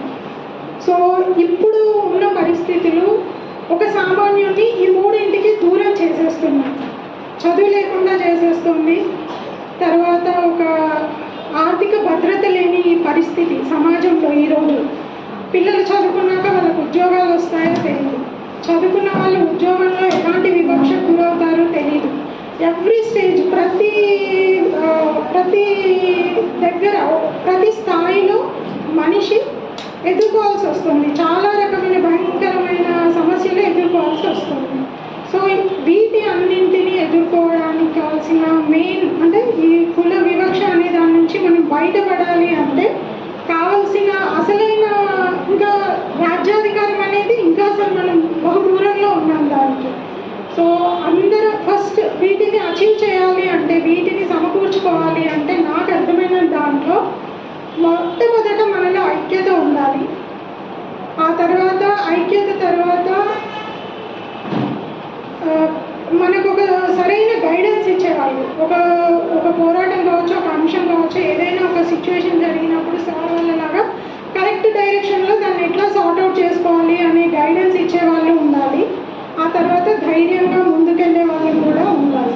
సో ఈ విధంగా మనము కొంచెం జాగ్రత్తగా ఐక్యతతో మనకు కావాల్సిన అసలైన చదువు, అసలైన భద్రత డైరెక్షన్లో వెళ్తూ మనలో మనం ఒకరికొకరు మేము వీళ్ళకంటే గ్రేట్, వాళ్ళు వీళ్ళకంటే గ్రేట్, మనకంటే వాళ్ళు గ్రేట్ అనుకునే కంటే ఐక్యంగా ముందుకెళ్ళాలి అనేది నాకు అనిపిస్తున్న విషయము. అది మీతో షేర్ చేసుకోవాలనుకున్నాను. ఇంకొక విషయం ఏంటి అంటే అసమానత అంటున్నాము. అక్కడ మొట్టమొదట మనకు మనమే తక్కువ అనేది ఫీల్ అవుతున్నాము. మనం అలా ఫీల్ అవడం వల్లనే ఎదుటివాడు గ్రేట్ అన్న ఇది వస్తుంది. సో మన సెల్ఫ్ రెస్పెక్ట్ అన్నారు, దాన్ని మనం కాపాడుకుంటూ ముందుకెళ్ళాలి అని నాకు అనిపిస్తుంది. ఈ సమస్యల నుంచి బయటపడాలి అంటే నేను చెప్తున్న చాలా చిన్న విషయాలు కావచ్చు, మేధావులు చెప్పే సూచనలకు ఇది చాలా చిన్న విషయాలు కావచ్చు, కానీ గ్రౌండ్ లెవెల్లో టు బిగిన్ విత్ మన సెల్ఫ్ రెస్పెక్ట్ని పోగొట్టుకోకుండా ఐక్యతగా ఉంటూ మన వాళ్ళకు మనం సపోర్ట్ చేసుకుంటూ మనకు కావాల్సిన జ్ఞానం, చదువుని, భద్రతని మనం ఏ విషయంలో కూడా కాంప్రమైజ్ కాకుండా ఒకరికొకరు సపోర్ట్ చేసుకుంటూ వెళ్ళగలిగితే డెఫినెట్గా ఏదో ఒక రోజు అచీవ్ చేస్తాము అని నాకు అనిపిస్తుంది. ఈ అవకాశం ఇచ్చినందుకు పెద్దలు అట్లే వేదిక ముందు ఉన్న పెద్దలందరికీ నమస్కారాలు. ఇందాక లక్ష్మయ్య గారు చెప్తూ ఒక చిన్న సంఘంగా మేము ఈ పనులు చేస్తున్నామని చెప్పడం జరిగింది. అది చిన్న సంఘమే కాదు. ఇప్పుడు మనం పొద్దు నుంచి అబ్జర్వ్ చేస్తుంటే అది చిన్న సంఘం కాదు. పెద్ద సంఘాలు చేయలేని పనులు కూడా వాళ్ళు పనులు చేస్తూ ఈ 2-3 సంవత్సరాల్లో వాళ్ళు చేసిన పనులు కూడా మళ్ళీ ముందుకు తీసుకోవాలి, తర్వాత జనరేషన్స్కి స్ఫూర్తిగా ఉంటుంది. ఏదే దగ్గర వాళ్ళకి ఉద్యమాలు చేసిన వాళ్ళకి స్ఫూర్తిగా ఉంటుందని 2 పుస్తకాలు తీయడం అనేది అదొక సంతోషదాయకము. అట్లనే మార్నింగ్ తమ్ముడు చక్రవర్తి కానీ సరోజక్ కానీ మాట్లాడటం జరిగినది. అట్లనే మన ప్రొఫెసర్ రత్నం సారు చెప్పడం జరిగింది రాజ్యాంగము, దాని కులము, దానికి సంబంధించిన చట్టాలు. సో రాజ్యాంగం అనేది మనకి అన్ని హక్కుల్ని చట్టబద్ధంగా ఇచ్చింది. సో రాజ్యాంగము అట్లా చట్టబద్ధంగా ఇచ్చి ఇప్పుడు ఆయన 15 సంవత్సరాలు ఉండి దాన్ని అమలుపరిచేటట్టు చేయటం వలనే కాస్త కూస్తో మనలాంటి కొంతమంది చదువుకోవడానికి, వాళ్ళ ఈ రకంగా ఉద్యోగాల్లో ఉండడానికి, ఈ రకంగా చట్టసభల్లో ఒక ఉన్నతమైన స్థానాలను అనుభవించడానికి కారణం అనేది అంబేద్కర్ పోరాట ఫలితమే. అట్లనే లక్ష్మణ్ కూడా పొద్దున చెప్పినట్లు బ్రిటిష్ వాడి దగ్గర నుంచే మనం కొన్ని చట్టాలని అంబేద్కర్ పోరాడి అంతకుముందు పూలే వాళ్ళని ఎడ్యుకేట్ చేస్తూ ప్రజల్ని చైతన్యం చేసుకుంటూ ఒకళ్ళిద్దరు ఉన్నా కూడా వాళ్ళు కొన్ని హక్కులు సాధించారు. అట్లనే అంబేద్కర్ కూడా కొంతమంది జనాల్ని మొబిలైజ్ చేసి వాళ్ళని సమీకరించి ఆయన ఏదైతే డిమాండ్ పెట్టిండో ఆ డిమాండ్లన్నింటినీ ఒక చట్టబద్ధ రూపంలో మనకి పొందుపరచడం జరిగింది. ఆ చట్టం ఉంది, రాజ్యాంగం ఉంది. దాన్ని అమలు పరిచే విధానంలోనే కొన్ని లొసుకులు ఉన్నాయి. ఆ లొసుకుల్ని మనం సరిగా అర్థం చేసుకోకపోవటమో, పాలక వర్గాలు లేకపోతే ఎవరైతే అగ్రవర్ణాలు అనుకుంటున్నామో వాళ్ళకి అనుకూలంగా మార్చుకోవటం వల్లే ఇవన్నీ జరుగుతున్నాయి. రాజ్యాంగం అయితే ఆ స్ఫూర్తి వేరు, పెట్టిన స్ఫూర్తి వేరు. ఇప్పుడు ఉన్న వాళ్ళు అర్థం చేసుకునే స్ఫూర్తి వేరు కాబట్టి ఇవన్నీ ప్రాబ్లమ్స్ వస్తున్నాయి. అది ఉన్నంత మాత్రం సరిపోదు. మనలాంటి వాళ్ళము దాన్ని చట్టాన్ని అమలుపరచాలంటే వాళ్ళందరికీ వాళ్ళు అమలుపరచరు. మనం అడగాలి, పోరాడినప్పుడు మాత్రమే వస్తాయి. పొద్దున మాట్లాడిన అందరూ కూడా ప్రతి ఒక్కరు కూడా పోరాటం అనేది ఇంపార్టెంట్ అని చెప్పారు. ఈ రోజు మనకి పోరాటం అనే ఒక స్పృహ అనేది కంప్లీట్గా కోల్పోయినాము. దానికి కారణాలు లక్ష్మణ్ సార్ చెప్తారో చూడాలి. ఎల్పిజి అయితే ఏదైతే ఏదో. సో ఇప్పుడు ఉన్న జనరేషన్స్ మనము కష్టాలు వాళ్ళు పడ్డారు, హక్కులు సాధించారు. ఆ హక్కులు కొద్దిగా ఒక జనరేషన్ అనుభవించింది. నెక్స్ట్ జనరేషన్కి మనం ఆ హక్కులు మనం ముందుకు తీసుకుపోయి చేయలేకపోతున్నాము. అక్కడ ఉన్నా కూడా ఇప్పుడు కొన్ని రాజ్యాంగం ప్రకారమే మనకి కొన్ని రిజర్వ్డ్ సీట్లు ఉన్నాయి, ఎమ్మెల్యే కానీ ఎంపీలు కానీ. మనం ఎప్పుడు కూడా అది ఇప్పుడు ఈ మధ్యకాలంలో రిజర్వేషన్ మీద చాలా చర్చ నడుస్తుంది. ఇందాక సరోజాకి కూడా పొద్దునది మేము హక్కులు సాధించి తెచ్చుకున్న రిజర్వేషన్ మీరు కూడా తెచ్చుకునే అన్నది. కానీ ఇప్పుడు వాళ్ళు కూడా ఈడబ్ల్యూఎస్ రిజర్వేషన్ పెట్టారు. మనం చూస్తుంటే ఎస్సీ ఎస్టీలో నేను మొన్న ఈ IIIT అడ్మిషన్స్లో ఈ ఈడబ్ల్యూఎస్లో ఉన్న కట్ ఆఫ్ మార్కు 564 ఏదో ఉంటే ఎస్సీలో 560, ఎస్టీలో 569 ఉన్నాయి, ఎస్సీలో 574 ఏమో ఉన్నాయి. సో ఈడబ్ల్యూఎస్ వాళ్ళకి ఎస్సీ ఎస్టీ పిల్లల కంటే తక్కువ మార్కులు వచ్చిన కూడా సీట్లు వచ్చినాయి. సో ఇప్పుడు అట్లా వాళ్ళ రిజర్వేషన్ అందరూ ఉన్నాయి కాబట్టి మనం కూడా ఒకటి అడగాల్సింది, నేను ఒక డిమాండ్ చేసి పెడుతున్న ఈ సభ ముందు, అదేంటంటే మొత్తం అన్ని రిజర్వేషన్ పెడుతున్నారు కదా, రాజ్యాంగంలో కూడా రిజర్వేషన్ పెడితే ఏదో టైంలో వీళ్ళందరికీ కూడా వస్తాయి కాబట్టి ఆ డిమాండ్ ఇప్పుడు వాళ్ళకి బానిసల్లాగా ఉండి వాళ్ళు చెప్పినట్టు అనకుండా, ఇప్పుడు మనం చాలా మంది అబ్జర్వ్ చేస్తున్నాం, పక్కన కూర్చోబెట్టుకున్నారు, అన్ని కులాలను పక్కన కూర్చోబెట్టుకున్నారు, కానీ ఆ సీట్ మాత్రమే ఇవ్వట్లేదు. మనం ఇది ఎందుకు రావట్లేదు అనేది, అది కులమా లేకపోతే ఇంకేదనేది మనం ఆ విధంగా ఆలోచించాలి. సో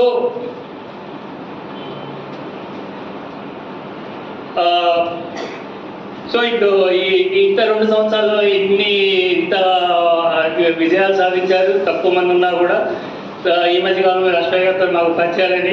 సో మేము లక్ష్మయ్య గారి నుంచి మేము చాలా అనుభవాలు నేర్చుకుంటున్నాం. మార్నింగ్ నుంచి కూడా చాలామంది మాట్లాడారు, వాళ్ళ అనుభవాల నుంచి కూడా మాకు ఇంకా ఏదో మేము కూడా అటువైపు ఆలోచిద్దామని అంటున్నాం. సో ఇది ఆ ఆలోచనలకి ఇంకా ఒత్తులిచ్చే విధంగా ఈ సభ ఏదైతే ఉందో మాకు ఒక కొత్త అనుభవాన్ని ఇచ్చింది. సో నా వైపు నుంచి కూడా నేను దీంతో పనిచేయడానికి ఇచ్చేస్తా. సో ఈ సభని విజయవంతంగా ఇంతమందితోనే మామూలుగా మీటింగ్లకి అయితే డబ్బులు ఇచ్చి వాళ్ళు బస్సులు పెట్టి వస్తారు, మీరంతా పొద్దు నుంచి వచ్చి ఏమీ మాట్లాడకుండా ఇంత ఓపిక వింటున్నారంటే, ఎందుకంటే గొప్ప సభ సక్సెస్ అవడానికి ఇదే గొప్ప కారణం. ఈ అవకాశాన్ని ఇచ్చిన కేఎన్పిఎస్ కార్యవర్గానికి, అట్లనే ఇక్కడున్న అధ్యక్షవర్గానికి కృతజ్ఞతలు. Thank you. కేఏఎన్పిఎస్ కుల అసమానతల నిర్మూలన పోరాట సమితి రాష్ట్ర 2వ మహాసభలకు విచ్చేసినటువంటి నాయకులందరికీ, మరి వేదిక మీద ఉన్నటువంటి ప్రొఫెసర్లందరికీ కూడా పేరు పేరున హృదయపూర్వక జైభీం తెలియజేస్తూ, వాస్తవానికి కేఏఎన్పిఎస్ సంఘము సార్ వాళ్ళు చెప్పినట్టుగా తక్కువ సంఖ్యలో ఉన్న కమిట్మెంట్గా ప్రతి సంఘటన పైన వాళ్ళు పోరాటం చేసే పటిమ అనేది చాలా స్పష్టంగా ఉంది.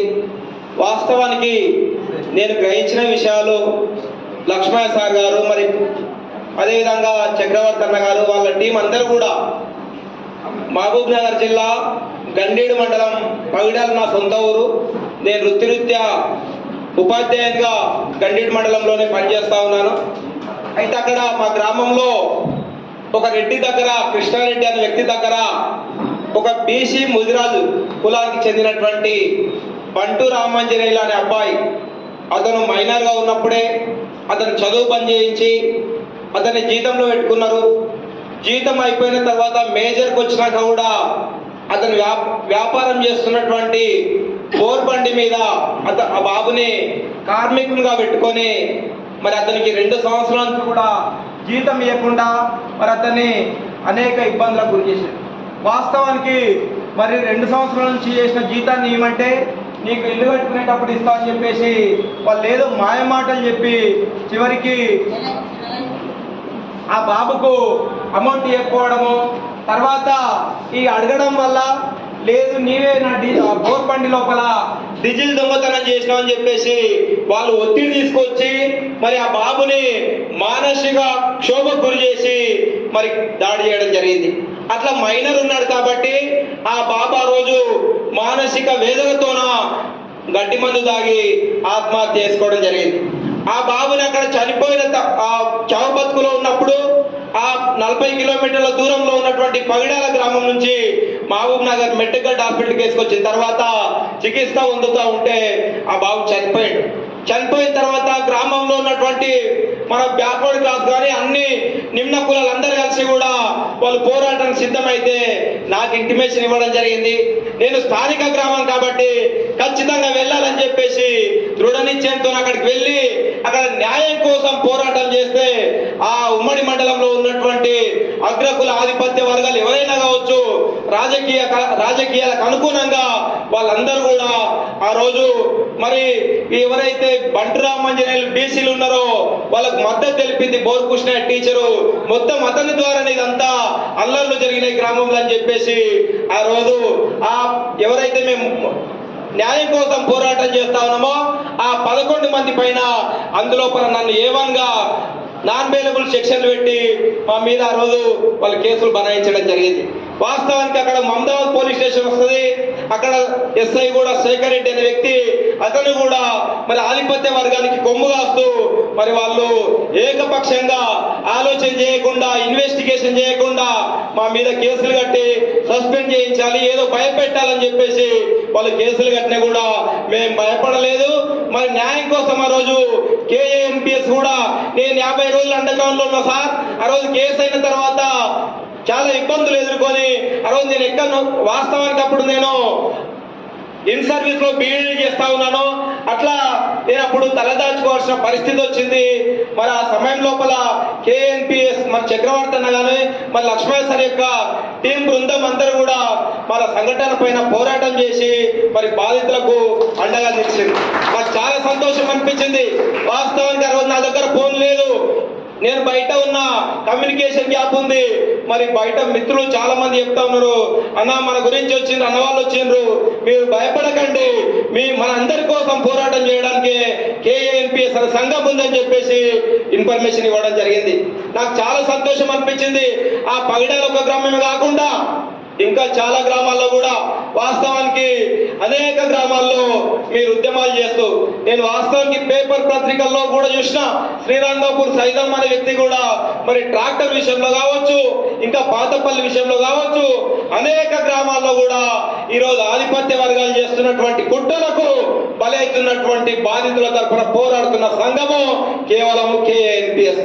వాస్తవానికి పనిచేయాలని తపన, మరి తప్పన ఒకటి ఉంటే సరిపోదు, కమిట్మెంట్ అయిందో ఉన్నట్టు కండిషన్ మనం ఏ విధంగా పనిచేయాలనే ఆలోచన విధానం ఉన్నప్పుడే మనం బాధితుల తరఫున కొట్లాడతాము, వాళ్ళకి న్యాయం కోసం పోరాటం చేస్తాం.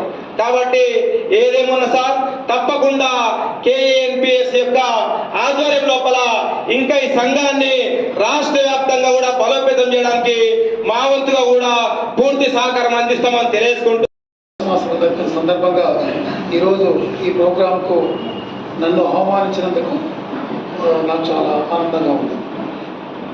ఇవాళ మీరు విధానాల పోరాటంలో కానీ లేదా కుల అసమానతల పోరాటాల్లో కానీ మీరు చేస్తున్నటువంటి పోరాటాలు మీ యొక్క తెగువ చాలా గొప్పవి.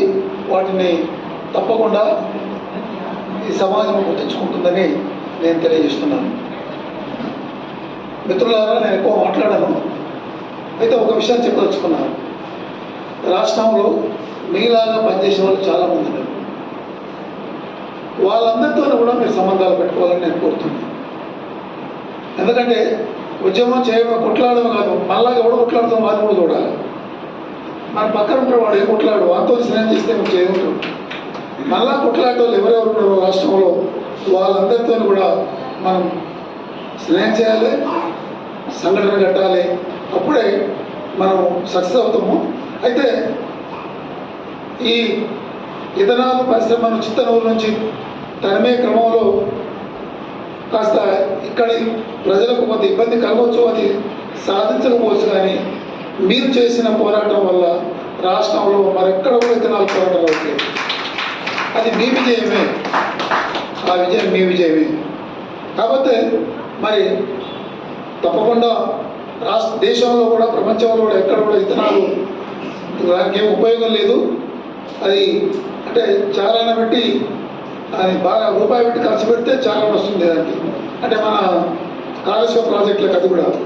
కాబట్టి అది భవిష్యత్తులో ఎప్పుడో ఒకసారి మూతపడుతుంది. అంతవరకు మన శక్తి మేరకు మనం కొట్లాడుతూనే ఉండాలి. మన శక్తి లేదు అని చెప్పేసి మనం వెనకబడద్దు. మేము హైదరాబాద్ నుంచి కూడా మరి లక్ష్మయ్య గారితో మేము గత 5-6 నెలల నుంచి పనిచేస్తూ ఉన్నాము. మా తరపు నుంచి ప్రొఫెసర్స్ కూడా మా అవసరాన్ని బట్టి మీరు ఎప్పుడు రమ్మంటే అప్పుడు రావడానికి మేము సిద్ధంగా ఉన్నాము. మనం కలిసి పనిచేస్తాము. నాట్ ఓన్లీ దట్, తప్పకుండా రాష్ట్రంలో ఒక మార్పు కోసము పనిచేస్తున్నాము.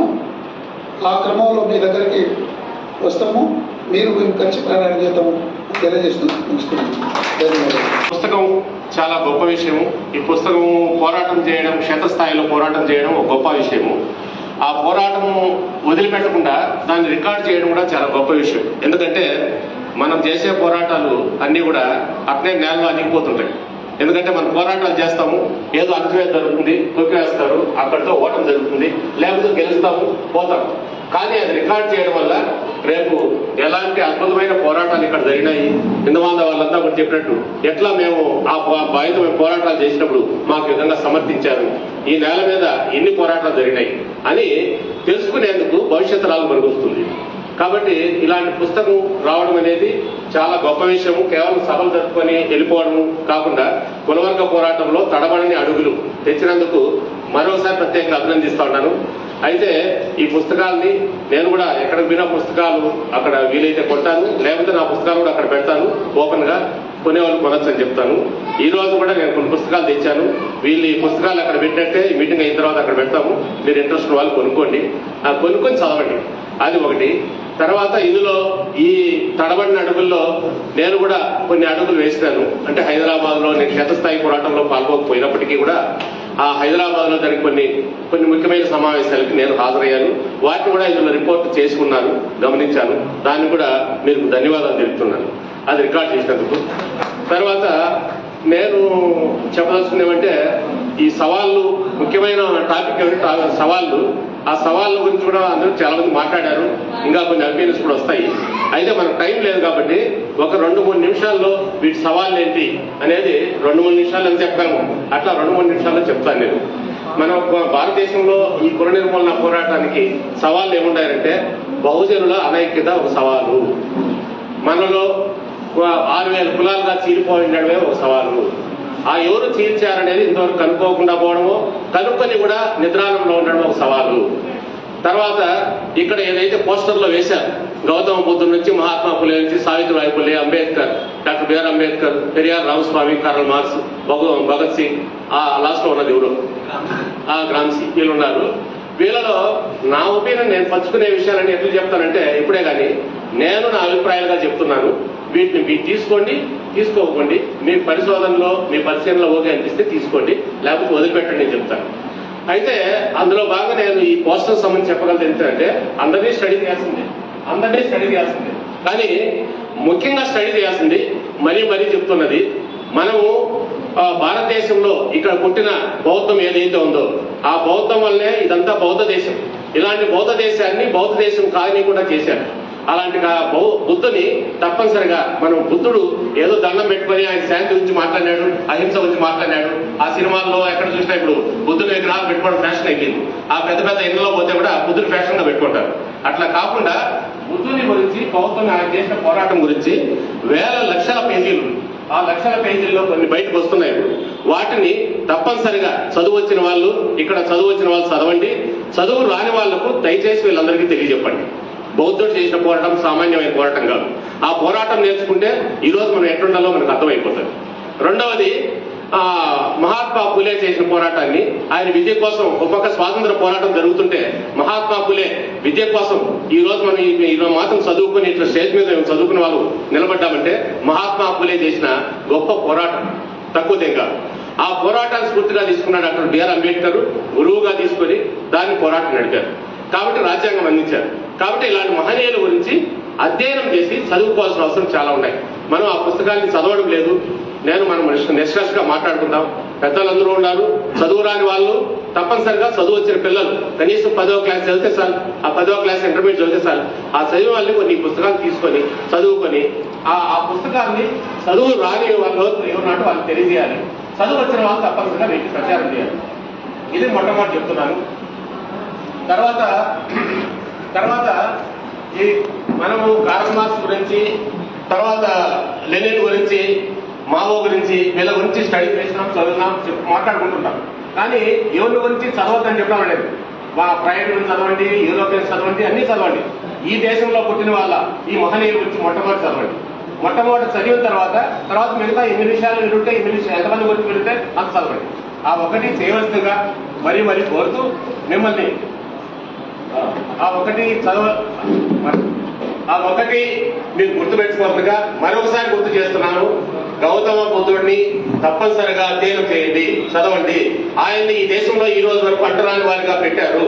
కొంతమంది కావలసి కుట్రపూరితంగా గౌతమ్ బుద్ధుని మాట్లాడటం లేదు. మహాత్మా పూలే గురించి ఈ మధ్య 30 ఏళ్లుగా మాత్రమే మహాత్మా పూలే గురించి తెలుసుకోవాలి. మనకి డాక్టర్ బిఆర్ అంబేద్కర్ ని ఈ రోజు ప్రపంచమంతా కీర్తిస్తోంది. కానీ ఆయన 30 ఏళ్ల ముందు అంబేద్కర్ ను కూర్చిపెట్టిన జెండాలు ఎందుకు, పాతిపెట్టిన జెండాలు ఎందుకు, జెండాలు ఎగరాల్సిందే, జెండాలు కావాల్సిందే, జెండాలు కావాల్సిందే, జెండాలు ఎగిరేవి అని రాస్తే ఆ కవితను నిషేధించిన వాళ్ళు ఉన్నారు 30 ఏళ్ల క్రితం. ఎప్పుడో కాదు, 30 ఏళ్ల క్రితం. కాబట్టి డాక్టర్ బిఆర్ అంబేద్కర్ అంత ఎత్తు ఎందుకు ఎదిగాడంటే ఈ 30 ఏళ్లలో ఎదిగాడు. ఇది అందరికీ చరిత్ర. కాబట్టి వీటి వచ్చి తప్పనిసరిగా ఏ మహనీయులు నిషేధించబడ్డారు, ఏ మహనీయులను నోరు తెలిస్తే వాళ్ళ ఈ విషయాలు చెప్పారని తెలిస్తే నిషేధం పెట్టి తలలు నరికి పంపించేశారు. అలాంటి బౌద్ధం గురించి దయచేసి చదవండి, బుద్ధుని గురించి చదవండి. బుద్ధుడు అంటే కేవలం దండం పెట్టుకొని ఆయన మహావిష్ణువు అని అవతారం అని అహింస గురించి ఎలా టీవీలో దండం పెట్టుకొని అహింస గురించి సత్యం గురించి మాట్లాడేది మాత్రమే కాకుండా చాలా వేల లక్షల పేజీలు ఉంది. దయచేసి అధ్యయనం చేయండి. చదివిన వాళ్ళు చదవండి, చదవని వాళ్ళకు చెప్పండి. మహాత్మా పూలే గురించి చదవండి, డాక్టర్ బిఆర్ అంబేద్కర్ చదవండి. మన సవాళ్ళల్లో ఏంటంటే కుల నిర్మూలనకి ఇవేమీ తెలుసుకోకపోవడము, చదవకపోవడము, వాటిని ప్రచారం చేయకపోవడము, వాటి వెనుక పోరాడకపోవడం, అది ఒకటే మన సవాల్. ఆ సవాళ్ళను స్వీకరిస్తే మనం ఇవన్నీ చదువుతాము. చదివిన తర్వాత ఆ సవాళ్ళను స్వీకరిస్తే మనం విజయం తప్పకుండా సాధిస్తాం అని కోరుకుంటూ తెలియజేస్తా ఉన్నాం. మీరు ఉదయం నుంచి మాట్లాడుకుంటా ఉన్నారు, ఉదయం నుంచి వింటా ఉన్నారు. చాలా సులువైన పరిష్కారాలు ఉన్నాయి. సార్ చాలా ప్రశ్నలు పెట్టిండు. వాస్తవానికి ఎన్ని ప్రశ్నలు ఉన్నావో అన్ని సమాధానాలు మన దగ్గర లేవు. ఎంత దుఃఖం ఉందో అంత కన్నీళ్లు కూడా మన దగ్గర లేవు. దుఃఖం తగ్గాలంటే మనసు తేలిక కావాలంటే కన్నీరు గారాలి కదా. కానీ దుఃఖం ఎక్కువ ఉంది, కన్నీళ్లు తక్కువ ఉన్నాయి. మాలోళ్ళమంటావు, మాదిగలమంటావు, మాట మాట్లాడితే దూరం ఉండంటావు. నీ రక్తం ఎట్లుందిరో నా రక్తం ఎరుగుతుందిరా. సింపుల్ ప్రశ్న, కానీ ఇవాళ ఆ ప్రశ్నలాగానే మిగిలి ఉంది. బురద విసికి గువ వంచి ఇచ్చినప్పుడు ఏ కులం అప్పి మాదే మతం అప్పి. మనం బురద విసుకుతాము, గువ తయారు చేస్తాము అంటే మనం వడ్లను వండిస్తాము, పల్లీలు వండిస్తాము, పత్తిని వండిస్తాము. వాటిని మోసుకుపోయేటోడు ఇంకోడు ఉంటాడు. లక్ష్మమ్మ నాట్లేసి ఆమె నడుమలు ఎరిగితే ఆ పంట వండితే ఆ వడ్లను మోసుకుపోయేటోడు రహిమన్న ఉంటాడు. మిల్లుల్లో పనిచేసేటోడు ఏసోపు ఉంటాడు. ఇది ఆ గువ్వలాగా తయారైంటది. అంటే ఇక్కడ వృత్తుల్లో, పనుల్లో, శ్రమలో అందరం కలిసి పనిచేస్తున్నాము. రాఘవాచార్య సార్ మాట్లాడుతూ చెప్పిండు, అన్ని విలువలు విధ్వంసం అవుతున్నాయి. తల్లిని పిల్ల చంపుతుంది, భర్తను భార్య చంపుతుంది, భర్త భార్యను చంపుతున్నాడు, తండ్రిని కొడుకు చంపుతున్నాడు, కొడుకుని తల్లి చంపుతున్నాడు. అన్ని విలువలు విధ్వంసమైనవి. అంటే పాత ఫ్యూడల్ సమాజంలో ఏదైతే తల్లి బిడ్డల సంబంధం ఉందో, అన్నా చెల్లెల సంబంధం ఉందో, వాస్తవానికి అవి ఫ్యూడల్ సంబంధాలు, ఫ్యూడల్ విలువలు. ఆ విలువలన్నీ విధ్వంసం అవుతున్నాయి. కానీ కులం ఎందుకు విధ్వంసం అవుతలేదు, అది ఎందుకు ఇంగిత బాధపడుతుంది అనేది ఇక్కడ సమస్య. ఫ్యూడల్ సమస్యలు అన్ని విధ్వంసం అవుతున్నాయి. భార్య భర్తల సంబంధం విధ్వంసమైంది, అన్న చెల్లెల సంబంధం విధ్వంసమైంది. మనిషికి మధ్య పక్క ఇంటోడు పక్క ఇంటోడు అన్న తమ్ముడు బావ బామ్మడిది మాట్లాడుకునే అన్ని విలువలు విధ్వంసమైనాయి. కానీ కులం విధ్వంసం కాకుండా అట్లే ఉందంటే చాలా ప్రశ్నలు ఇంకా మనకు ఉన్నాయి అనేది. ఇక్కడ ఫ్యూడలిజం పోయింది, పెట్టుబడిదారి విధానం వచ్చిందంటే ఈ విలువలు నిజానికి పెట్టుబడిదారి విధానంలో ఈ విలువలన్నీ విధ్వంసం అయితే, కానీ కులం కూడా విధ్వంసం కావట్లేదు. అంటే ఒక క్లిష్టమైన పరిస్థితుల్లో మనం ఉన్నాము. ఈ క్లిష్టమైన పరిస్థితి నుంచి బయటపడడం కొరకు మీరు ఉదయం నుంచి ఆలోచన చేస్తున్నారు. మీ ఆలోచనలు ఫలప్రదం కావాలంటే ఒక చిన్న సూచనతోటి 1 నిమిషంలో నేను ముగిస్తాను. విషయం ఏంటంటే ఎంతమంది ఎంత పని చేసినా మనం కొన్ని ఊర్లలో ఉన్నాం. మన చుట్టూతో కొన్ని ఇళ్ళు ఉంటాయి. మనం ఒక గేర్లో ఉంటాం, ఒక ఊర్లో ఉంటాం, ఒక వాడలో ఉంటాం. అక్కడ మనం పని చేయగలిగితే, అక్కడ మనము ఏ అవసరం ఉంటాయి. నేను ఒక కన్మనూరులో ఉన్నాను అనుకోండి, పట్టిపురంలో ఉన్నాను అనుకోండి, అక్కడ ఇల్లు లేనోళ్ళు ఉంటారు.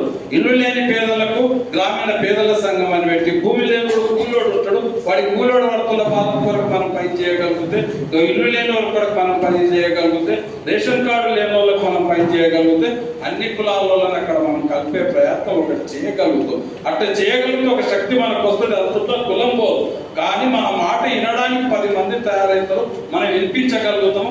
ఆ ప్రయత్నం మనం చేయగలిగితే ఖచ్చితంగా మనం విజయాన్ని ఇక్కడ సాధిస్తాం. ఇప్పుడు ఎంత దుర్మార్గంగా మారిందంటే 250 ఏళ్ళు 350 సంవత్సరాల క్రితం మాట్లాడిన మాటలు ఈరోజు మనం మాట్లాడుకోలేకపోతున్నాం. కబీర్ దాస్ మాట్లాడతాడు, తు మురుగా బన్కే అజాన్ దే రహా హై తేరా అల్లాహ్ క్యా బైరా హై అంటాడు. అంటే నీ కోడిలాగా కూతేసి అస్సులు అరుస్తా ఉన్నావు, నీ అల్లా నీ దేవుడు చెవుడా, అతని చెవులు వినిపించావు అని ప్రశ్నిస్తాడు. ఈ రోజు ఆ ప్రశ్న మనం వేయగలిగే పరిస్థితుల్లో మనం ఉన్నామా? మనం వేస్తే ముస్లిం సమాజం ఊరుకుంటుందా? ఏమన్నా మాట్లాడతాడు, అరే ఏంటిది అది ఏమంటారు లేడీ ఉందంటే లెగేస్తూ ఉరికినోడు వాడు ఎర్రోడైతాడు, దేవుడు ఎట్లయితాడు, తిక్కోడైతాడు తప్పిస్తే దేవుడు ఎట్లయితాడు అని ఏమన్నా మాట్లాడాడు 200 ఏళ్ల క్రితమే. కానీ మనం రాముని ఈరోజు తిక్కోడంటే ఇదే పరిస్థితి ఉందా? మనం మాట్లాడిన మాట కాదు, మళ్ళీ నేను మాట్లాడినట్టు పెద్దలు వెళ్ళి అవుతుంది. ఏమన్నా మాట్లాడిన మాట మనం మాట్లాడే పరిస్థితి లేదు. ఒక కబీర్ దాస్ మాట్లాడిన మాట మనం మాట్లాడే పరిస్థితి లేదు. ఎందుకొరకంటే సమాజం చాలా సంక్లిష్టంగా మారింది. లక్ష్మీనారాయణ సార్ మాట్లాడినట్టు ఇక్కడ ఫ్రెంచ్ రాకముందు, బ్రిటిష్ రాకముందు, ఇక్కడ డచ్ రాకముందు అప్పుడప్పుడు ఉద్భవిస్తున్న కుల వృత్తులు పెట్టుబడిదారులుగా మారుతున్న క్రమంలో మాట్లాడగలిగితే సమాజం వాళ్ళని స్వీకరించగలిగింది. అదంతా వచ్చిన తర్వాత కాళ్ళు ఉండాల్సిన తోట కాళ్ళు లేకుండా, నెత్తి ఉండాల్సిన తోట నెత్తి లేకుండా, కళ్ళు ఉండాల్సిన తోట కళ్ళు లేకుండా విచ్ఛిన్నమైపోయిన దశలో ఇప్పుడు ఏది మాట్లాడాలి, ఎట్లా మాట్లాడాలి, జనాన్ని ఎట్లా సమీకరించాలి అనేది చాలా క్లిష్టంగా మారినప్పటికీ చాలా సులువైన మార్గం ఏంటంటే మనం ఉన్న ప్రాంతంలో మన చుట్టూతో ఉన్న ఇళ్లను మనం చూసుకోవాలి. మన గ్రామంలో మన చుట్టూతో ఉన్న జనాన్ని మనం చూసుకోగలిగితే ఆ క్లిష్టమైన ప్రశ్నల్ని పరిష్కారం చేసే మేధావులు పరిష్కారం కొరకు ప్రయత్నాలు చేస్తూ ఉంటారు. అది పరిష్కారం అయ్యే వరకు మనం గమ్ముకుండకుండా ఆ పని చేయగలిగితే మనం ఖచ్చితంగా జనం మన మాటింటారు. ఆ పరిష్కారం కనుగొన్నప్పుడు మనం వాటిని పరిష్కారంగా తీసుకొని రాగలుగుతాం. ఇక్కడ చాలా మంది మేధావుల గురించి ఇంద్రవెల్లి రమేష్ అన్న మాట్లాడిండు, ఇక్కడ కబీర్ దాస్ కానివ్వండి, అదేవిధంగా షేక్ ఫాతిమా లాంటి వాళ్ళు కూడా అనేక మంది విద్య కొరకు, కులరహిత సమాజం కొరకు, సమాజం కొరకు చేసిన ప్రయత్నాలు ఉన్నాయి. ఆ ప్రయత్నాల్లో లోపుగా ఇవన్నీ మనకు అధ్యయనం చేయాల్సిందే. కానీ అంతకంటే ముఖ్యమైనది మనం చుట్టూతున్న మందితో సంబంధం పెట్టుకోవడమే. కూలోళ్ళతో సంబంధం పెట్టుకోవడము, రైతులతో సంబంధం పెట్టుకోవడము, దళితులతో సంబంధం పెట్టుకోవడము, ఇంకొక సమస్య వస్తే ఆ సమస్యలో మనం ఇన్వాల్వ్ కావడం, అట్లా చేయగలిగితే ఆ పరిష్కారాలన్నిటినీ కూడా మనం బలంగా ముందుకు తీసుకొని పోగలుగుతాము.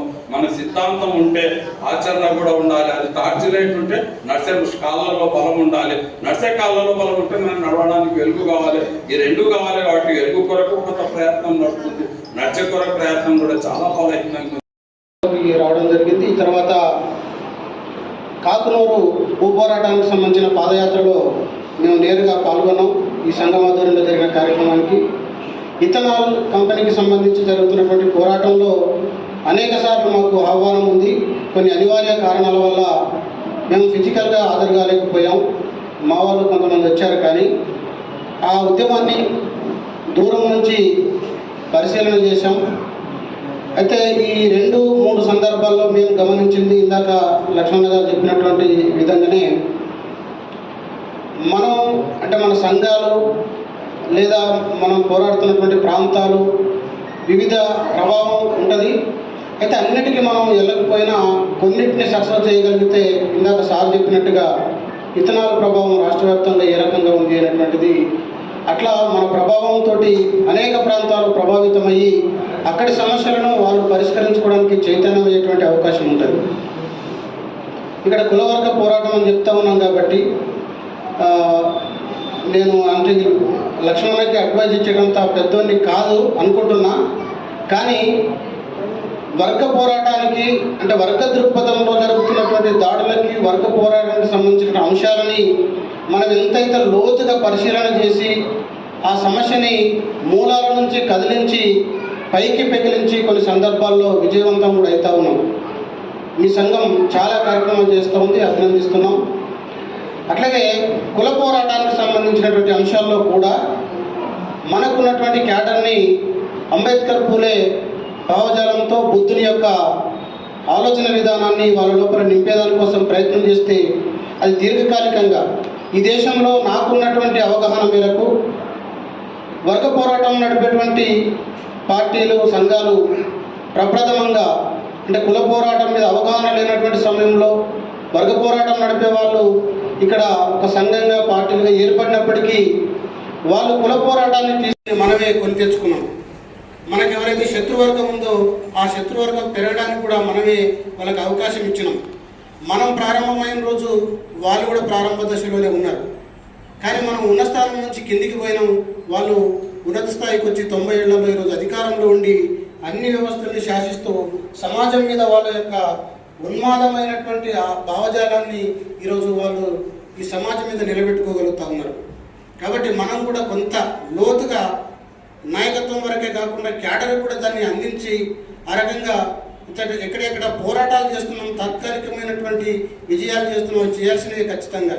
కానీ దీర్ఘకాలికంగా అవతల ఏదైతే శత్రువు ఉన్నాడో వాళ్ళని దెబ్బతీయడం కోసం, లేకపోతే ఆ శత్రువుకు ఎదురుగా నిలబడడం కోసం, కనీసం మనల్ని మనం రక్షించుకోవడం కోసమైనా మన వాళ్ళని సైద్ధాంతికంగా ఇటు వర్గ పోరాటం రీత్యా అటు కుల పోరాటం రీత్యా చైతన్యం చేయగలిగితే రానున్న కాలంలో మనం ఇంకా మంచి మంచి విజయాలకు చేరువవుతామని చెప్పేసి చెప్తా ఉన్నాం. అదేవిధంగా ఈ కుల నిర్మూలన అసమానతల పోరాట సమితి ఏదైతే ఉందో వాళ్ళు చేసేటువంటి పోరాటాలు గమనిస్తా ఉన్నాం. రాష్ట్ర వ్యాప్తంగా జరుగుతున్న సందర్భంలో మహబూబ్నగర్లో వాళ్ళ ప్రభావం అధికంగా ఉంది. కాబట్టి ఇక్కడనే కాకుండా రాష్ట్ర వ్యాప్తంగా ఎక్కడ వాళ్ళు ఏ కార్యక్రమం తీసుకున్నా అంబేద్కర్ ప్రజా సంఘం తరఫున మేము వాళ్ళకు ఎల్లవేళలా మద్దతుగా అందిస్తామని చెప్పేసి తెలియజేస్తూ నాకు అవకాశం ఇచ్చినటువంటి ఈ వేదికకు మళ్ళొకసారి తెలియజేస్తూ ముగిస్తా ఉన్నాను. అన్నకు నేను వెల్కమ్ చేస్తూ అభినందిస్తున్నాను. మిత్రులారా, ఇవాళ ఏ సవాళ్ళు మనల్ని కలవనీయడం లేదు, ఏ సవాళ్ళు మనకు సమస్యను అర్థం కానియకుండా అడ్డుకుంటున్నాయి, ఏ సవాళ్లను మనం ఎదిరించి ఒకటయ్యి ఆ సవాళ్లను ఓడించవలసిన అవసరం ఉన్నది అనేది మనం చాలా సీరియస్గానే ఆలోచించాలి. నాకు ముందు మాట్లాడిన మిత్రులందరూ వాళ్ళ పద్ధతుల్లో చేసిన సూచనలు మనం పరిగణనకు తీసుకోవాలి. మనకందరికీ పురాణ కథలు తెలిసినట్టుగా మన కథలు తెలియవు. ఇది ఎవరు చేసిండ్రు? రామాయణమో భారతమో ఆ గ్రంథాలలో ఉండే పాత్రలో ఆ వ్యక్తిలో మనకు బాగా తెలుస్తారు, కానీ మనం తెలియం. మనకు ఇట్లా ఎందుకయింది అంటే ఈ 4 దశాబ్దాల ఈ 40 ఏళ్ల కాలాన్ని మనం కొంచెం జాగ్రత్తగా చూస్తే మనకు తెలుస్తుంది. ఎక్కడ చూసినా గద్దర్ పాటలు, వంగపండు ప్రసాద్ పాటలు, గద్దరు అల్లిన పాటల బాణిలో అనేక పాటలు మనం చూసినాం. ఆ పాటల ప్రభావంలో ప్రయాణం చేసినాం.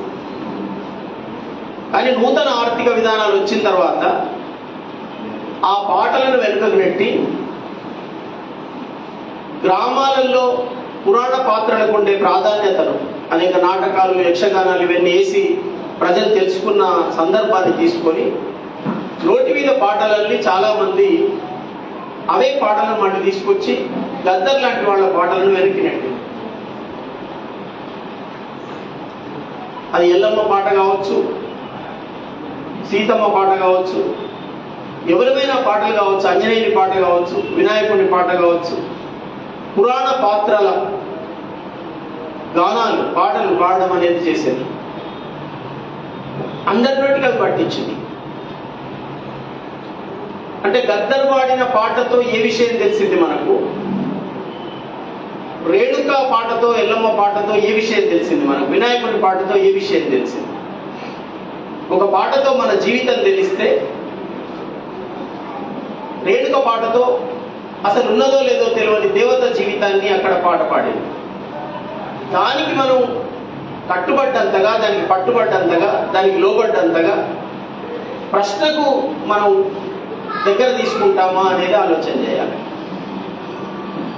ఈ ఆలోచన కానీ మనం చేయగలిగితే మొత్తం చరిత్రను మన ఆలోచనల దగ్గర మార్చడం మొదలు పెడితే ఈ కులాన్ని, మతాన్ని, ఆడవాళ్ళ మీద మగవాళ్ళ పెత్తనాన్ని, అంటే పితృస్వామ్యం అంటారు కదా, దాన్ని,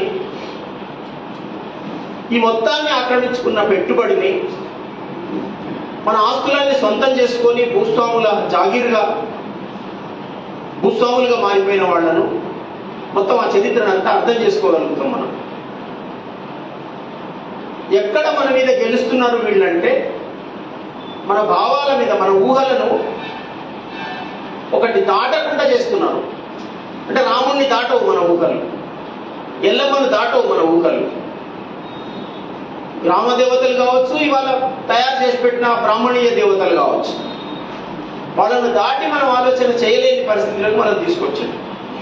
అందువల్ల సంఘాలన్నీ ఏం చేస్తున్నాయంటే సమస్యలు వచ్చిన చోట చొరబడుతున్నాయి.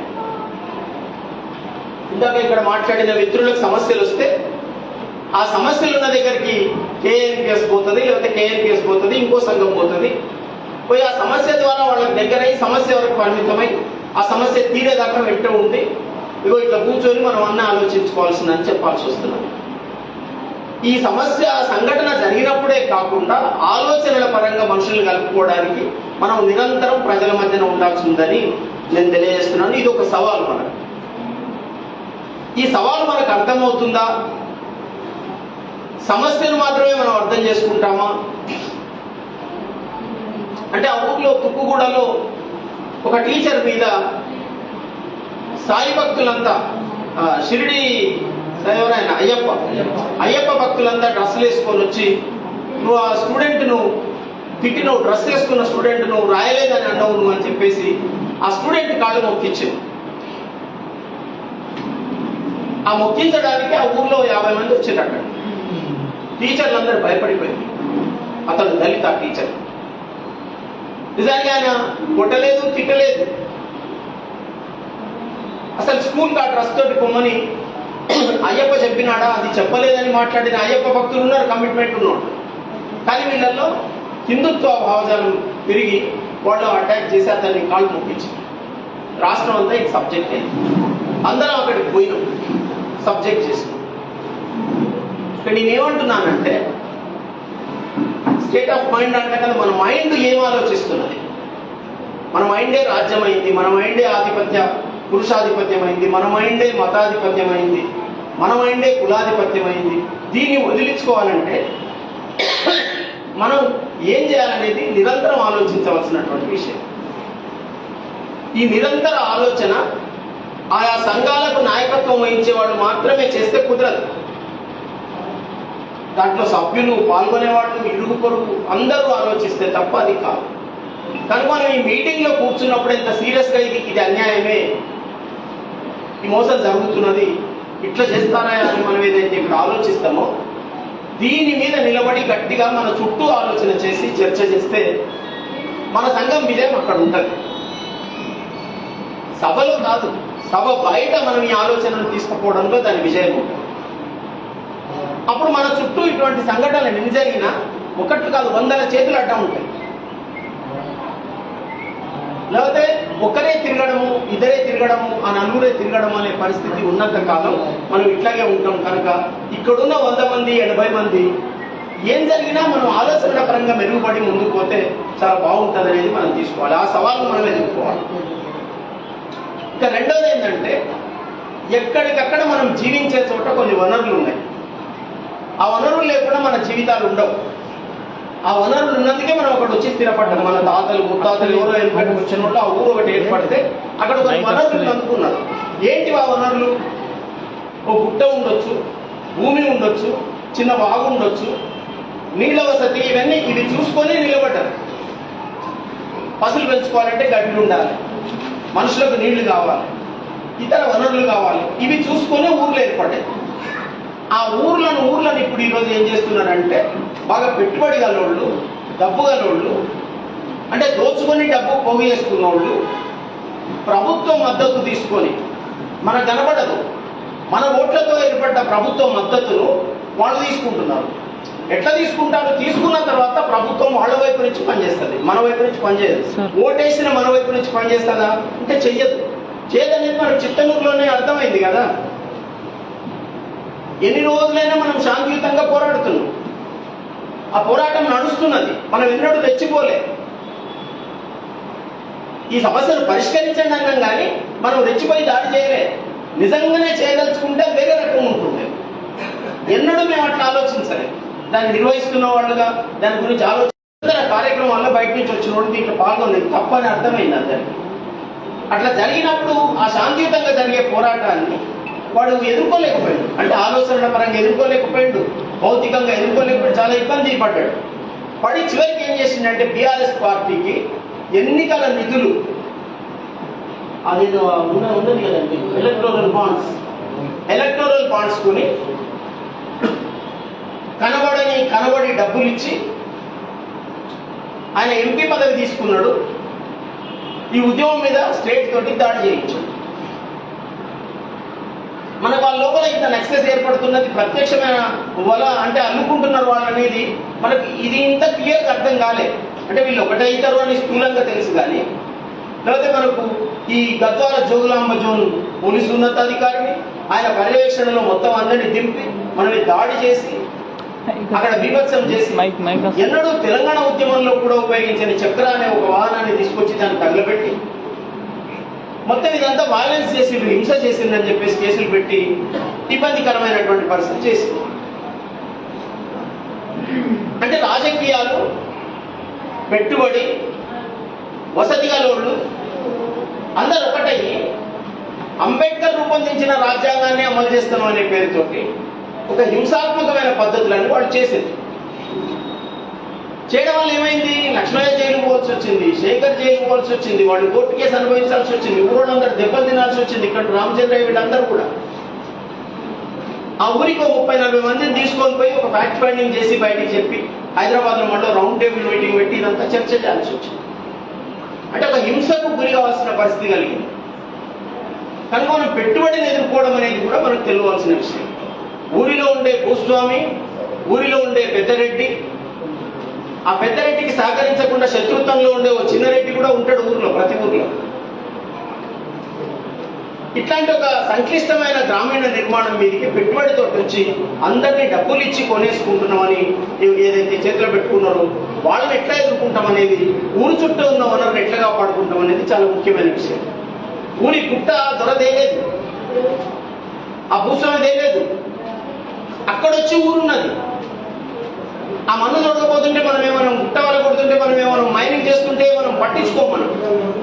మన వనరులన్నీ మనం కాపాడుకోవడం అనేది కూడా మనకు పెద్ద సవాల్.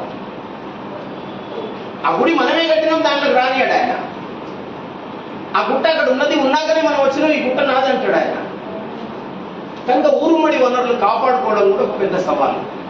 దీనికి కలిసి నడవకుండానే చాలా పెద్ద ఆటంకం ప్రతి గ్రామంలో కులం.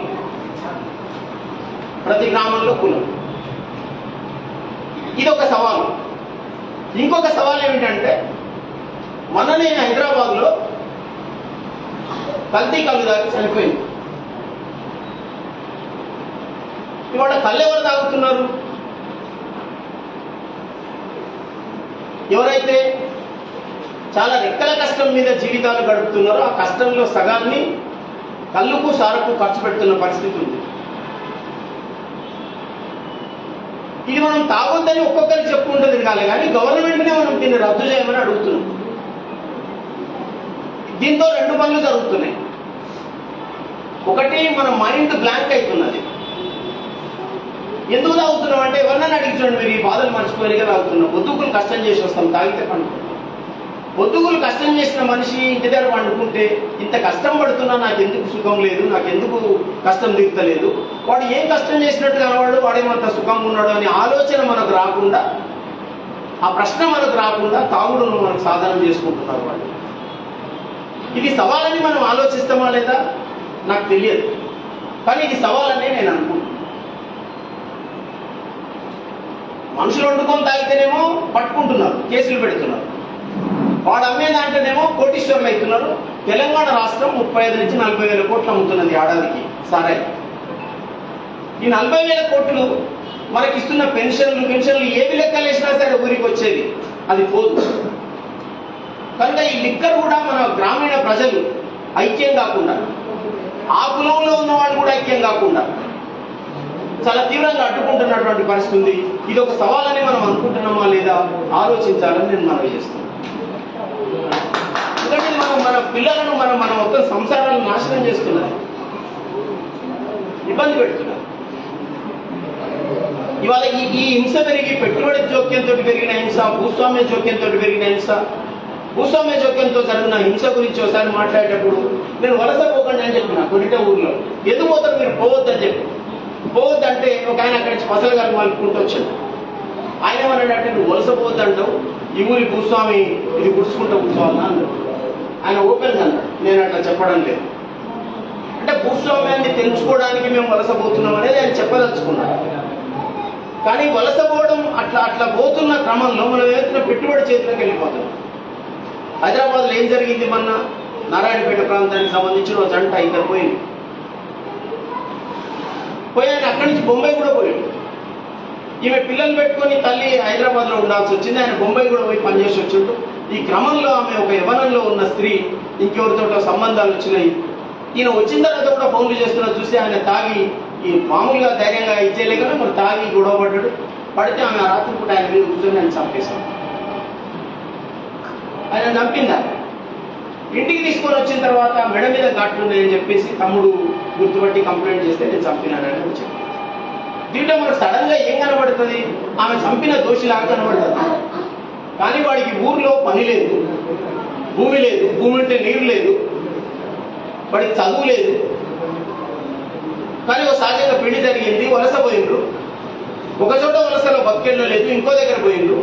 ఇటువంటి ఒక బీభత్సం జరిగింది. ఈ జరగడంలో ఈ మొత్తం వ్యవస్థ ఏం నేరం లేనట్టు విడిగా ఆ స్త్రీలో లేకపోతే ఆ మనిషిలో అది అట్లా నేరం లాగా మనం మాట్లాడుతున్నాం. ఇప్పుడైతే ఏ మనిషిగా బాధపడితే వాడే ఏడుస్తున్నాడు తప్ప పక్క మనుషులను పలకరించే వాతావరణం కూడా పోయింది. అదే కులంలో బాధపడ్డ మనుషులను కూడా ఒకప్పుడు పలకరించేది ఉండేది. వేరే ఏ కులం ఉన్నా నా చిన్నప్పుడు చూసిన నేను అందరిని పలకరించేది. కడుపు నొప్పి లేస్తే మంత్రగంట దగ్గరికి నీళ్ళు తాగించుకొస్తే తక్కువైందని ఊరం తిరిగితే కడుపు నొప్పి అంటగా అందరికీ తెలిసేది. ఇప్పుడు ఏం తెలియదు, ఎవరి బాధ ఎవరికి తెలియదు. ఇట్లా ఎందుకైందో మనం ఆలోచన చేయాలి. ఇదో పెద్ద సవాల్. దీన్ని మనం ఎట్లా పరిష్కారం చేసుకోం, ఇటువంటి విషయాలన్నీ మనం ఎట్లా లెక్కకు తీసుకుంటాం. అందువల్ల ఇవి వెనుకబడ్డ ప్రాంతాలలో ఇంకా ఎక్కువ ఉంటాయి. మహబూబ్ నగర్ లాంటి జిల్లాకు ఉన్నంత తీవ్రమైన వనరులు ఉన్నాయి. మహబూబ్ నగర్ జిల్లా నదులు ఉన్నాయి, భారీ నదులు ఉన్నాయి, రెక్కల కష్టం చేసే మనుషులు ఉన్నారు, భూగర్భంలో వనరు ఉంది, నదులున్నాయి, ఇవన్నీ ఉన్నాయి. అయినా మన జిల్లా వెనుకబడ్డది. ఎందుకు వెనుకబడ్డది అంటే మనకు 14 మంది ఎమ్మెల్యేలు ఉన్నారు, 2 ఎంపీలు ఉన్నారు, ఎమ్మెల్సీలు ఉన్నారు.